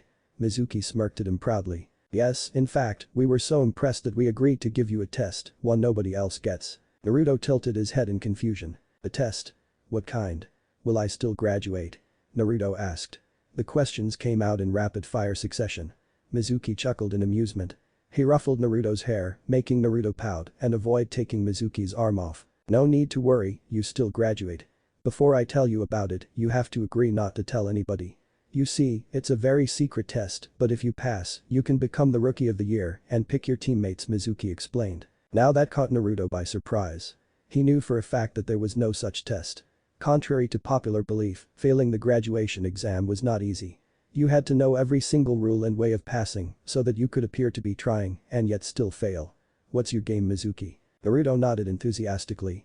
Of course, Mizuki-sensei, no problem. I can keep any secret, believe it. If it means that I can pick my team, I'm sure to be with Sakura. Declared Naruto. Out of the corner of his eye he noticed the corners of Mizuki's mouth turn up into a triumphant smirk. Well, then I guess I have no choice but to tell you about the special test. Naruto appeared before the Hokage's desk with a whisper of displaced wind, a deadly serious look on his face. His sudden appearance and serious demeanor alarmed the Hokage, who appeared to have been busy doing paperwork. Perhaps it was the fact that he had yet to remove his hinge, perhaps because of his sudden appearance. Either way, the elderly village leader could obviously tell that something serious was happening. Ah, Naruto, nice to see you. Your arrival wasn't quite as loud as usual, has something happened? Hiruzen asked in a seemingly carefree manner. Naruto didn't waste time in informing the Hokage of the situation. He had already done enough of that after he had learned of Mizuki's so-called test and making sure the traitorous Chunin wasn't following him. Yes, well, this is a rather serious matter. Naruto said, instantly erasing any of the false cheerfulness on the Hokage's face. It was washed away and replaced with a calculating and pragmatic visage of authority. The slight narrowing of his eyes was all the order Naruto needed to launch into his explanation of what had happened. His report was short and simple, stating what had happened from the time of the graduation test to this apparent special test from Mizuki. And then he told me that the test was to steal the forbidden scroll of sealing and learn a jutsu from it. I must admit, it's a rather clever plan, for him at least. Naruto explained. But it is, the Hokage chuckled. I must admit, it's not completely surprising that Mizuki is a traitor. There have always been questions, certain inconsistencies, in some of his reports, he said in agreement. He looked at Naruto with a shrewd gaze. That being said, we have a dilemma. Despite the fact that I have no doubt you are telling the truth, I can't just arrest Mizuki on the word of a genin who has only just barely graduated the academy. Naruto quirked an eyebrow. He knew what the Hokage was saying was true, yet he was wondering where he was going with it. Well, what do you propose we do then, Gramps? Naruto asked. He was well aware of how shrewd the old monkey could be and was certain he was planning something in that wrinkly old head of his. Sarutobi smirked at him. I think it would be prudent to catch him in the act. Mizuki offered you chance to pick your teammates, correct? Hiruzen asked. Naruto nodded, not quite sure where the old Hokage was heading. Then perhaps we could make a deal. You've made sure that your grades are so abysmal that you will be on the same team as Sasuke. Naruto nodded again, this time a little more impatiently. They both knew this already. However, said Hiruzen, getting a sharp look from Naruto. One which was completely ignored. That still leaves one spot open on your team. Maybe if you were to do an important mission for me, I would take into consideration your opinion about who would best fill the remaining spot when I make my final decision on the teams. Understanding dawned on Naruto's face. The Hokage was giving him the chance to ensure that Sasuke's teammate was someone they both could get along with. And who will be best for helping her with her hatred and not exacerbating it. Very well, so, Lord Hokage, what mission would you like for me to complete for you? Questioned Naruto. Sarutobi returned his smirk with one of his own. Gen and Naruto Uzumaki, I'm assigning you the task of rooting out the traitor Mizuki. You may use any means necessary. Of course, Lord Hokage. Silvery beams of moonlight filtered through the treetops, bathing Naruto in their ethereal light. He was sitting cross-legged in front of a decrepit old shack, waiting for his target to arrive. The sound of crickets chirping filled the woods, especially around the small clearing he was in. His chakra sensing abilities were stretched out to about 20 yards beyond the edge of the small clearing to warn him if Mizuki were to arrive. I'm getting a little tired of waiting. This is much more boring than I imagined. Oh, shut up. It hasn't been that long. You're just impatient. Kurama said in a snarky manner. Naruto sighed at the Bijk's words. Truth be told, Kurama was right, he was impatient. He wanted this to be over with so he could go home. The sooner he tomorrow came, the better. Then he could finally stop acting like an idiot. Cheer up. Look at the bright side, at least you might get to kill Mizuki. The Uchiha boy sweat dropped at his tenant and friend's bloodthirsty nature. I don't think that's the point of the mission. I'm kind of supposed to get a confession out of him, and even then, they'll want to question him at the torture and interrogation unit. Naruto replied. Even though he couldn't see it, he was almost sure he could feel Kurama pouting. Still, that doesn't mean we circa. Shut up, he hissed, cutting off the mighty Bijk. For a second Kurama seemed to be stunned into silence, and then he growled. Don't you tell me to shut up, you jumped up, hairless, Neolithic, Mon. Once again Kurama got cut off. No, I mean be quiet, I need to focus. Someone just crossed into my sensing range. Explained Naruto. The recently graduated genin swiftly stood, focusing intently on the signature he was sensing. His brow was knitted in confusion. It didn't feel like Mizuki's, and he couldn't sense any negative emotions except worry and fear. There was a whispering of leaves, and suddenly, a figure shot down from the canopy, landing softly in the clearing. Naruto stared, genuinely shocked, into the concerned brown eyes of his guest. Iruka-sensei, what are you doing here? He asked in surprise, caught so off guard that he forgot to act dumb. What am I doing here?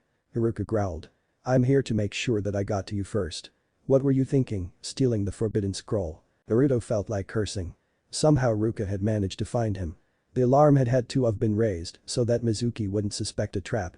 And of course Iruka had managed to find him before he could spring it. This isn't good, I don't have time to deal with him. He looked at Iruka with dead seriousness, surprising Chiknin. Listen, I don't have time to explain, you've got to. Naruto stopped abruptly as he sensed another signature approaching them. This time it was definitely Mizuki, and he wasn't there to talk. All he could do was give Iruka a quick warning. Look out. No sooner had the word left his mouth than a swarm of kunai and shuriken were launched from the canopy, the sharp metal killing tools whizzing through the air straight for Iruka. The startled instructor managed to dodge or deflect a few as he jumped backwards, but he couldn't dodge them all. With the thunk of metal impacting wood and the dull wet thump of pierced flesh, Iruka was pinned to the wall of the shack. All of Iruka's arms and legs were either pierced by kunai and shuriken or pinned to the wood by his clothes. There were a few particularly nasty ones in his thighs, though nothing life-threatening. Naruto mentally glared at the perpetrator. Mizuki smirked down at them from his perch where he stood atop one of the many enormous branches of the trees filling the forests. He was wearing his bandana-style forehead protector and had two massive shurikens strapped to his back. I see you've got the scroll, Naruto, congratulations, you passed the test.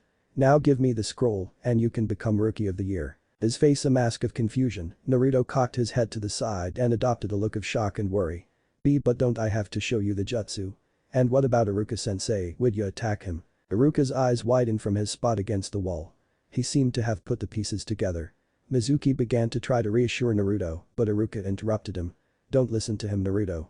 He's lying. Mizuki is only using you to get the scroll, you have to run, quickly. Iruka urged, silently pleading with Naruto to run. Up above, Mizuki cackled insanely and his face twisted into a malicious smirk. I'm lying. I'm lying. Come now, Iruka, why don't I tell him who's really lying? Mizuki asked. He looked at Naruto with cruelty in his eyes, obviously trying to do some sort of psychological damage. Why don't I tell him how you, the villagers, even his precious Hokage, has been lying to him his entire life? The look of mounting horror dawned on Iruka's face. He looked at his former friend, apparently pleading with him not to say what he was planning to. No, don't, you know you can't say it, Mizuki. He implored. In between the two, Naruto was looking back and forth at the two instructors, silently eager. His plan actually seemed to be working itself out. If Mizuki said what he was expecting him to say, then he wouldn't even need an excuse to arrest him. What is it? Naruto asked. Mizuki's grin widened. The reason everyone hates you. It's a decree, one made 13 years ago. Everyone knows about it, well, except for you of course.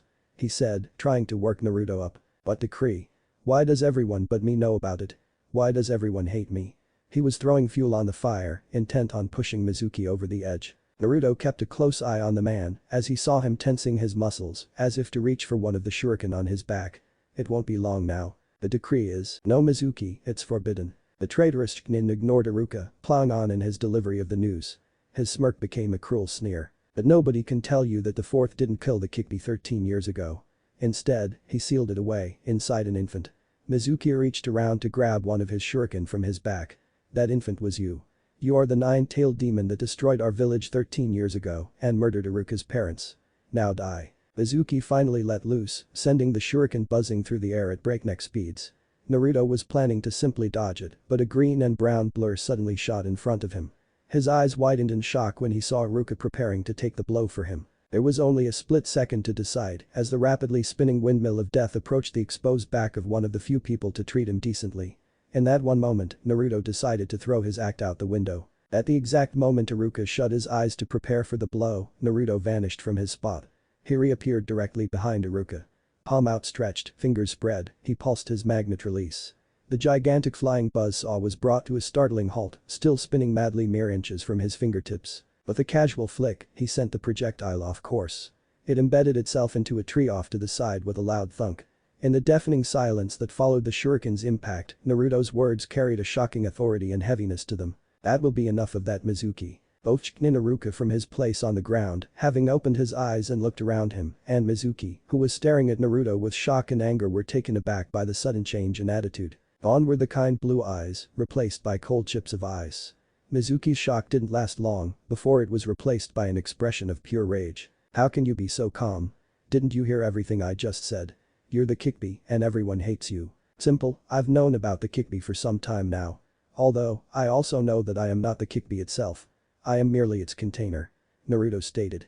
His blunt statement caught the Chunin off guard. Mizuki gritted his teeth. Fine, he spat, but give me the scroll. If you do, I might actually spare you and your precious sensei. His answer surprised both Chunin. He simply shrugged, as if to say whatever. Very well, catch.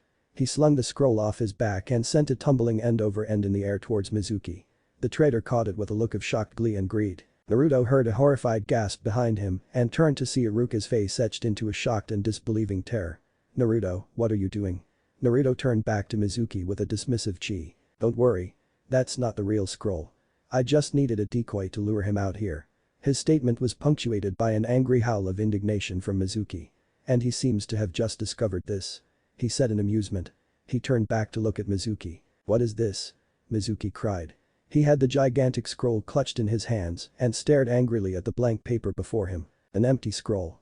You didn't really think your clumsy attempt to get me to steal it for you would work, did you? Naruto asked condescendingly. His comment only served as fuel to the fire that was Mizuki's rage. That's it. Mizuki growled. I'm through with your backtalk. You pathetic little dead last.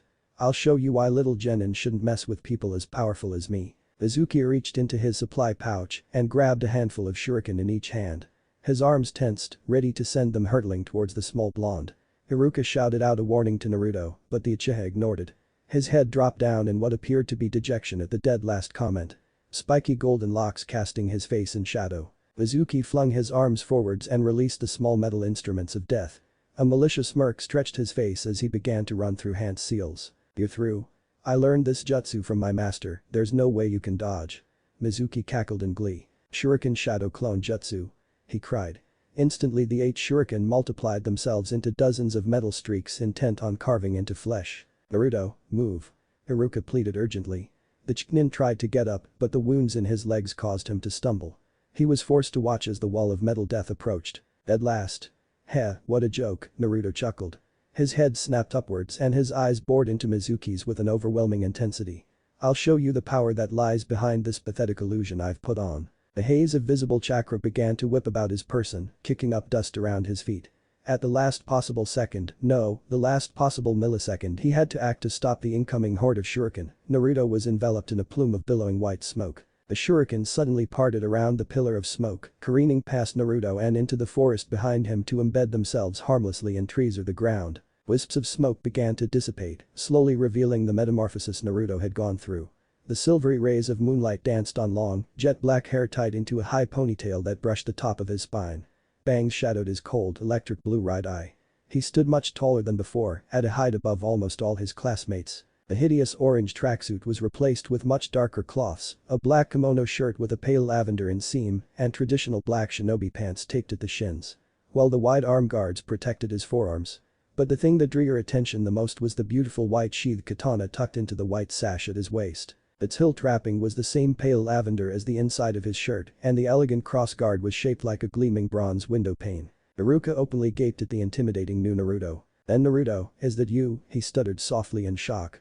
Naruto merely gave him a casual glance and a nod, keeping his gaze on Mizuki the entire time. Mizuki's wide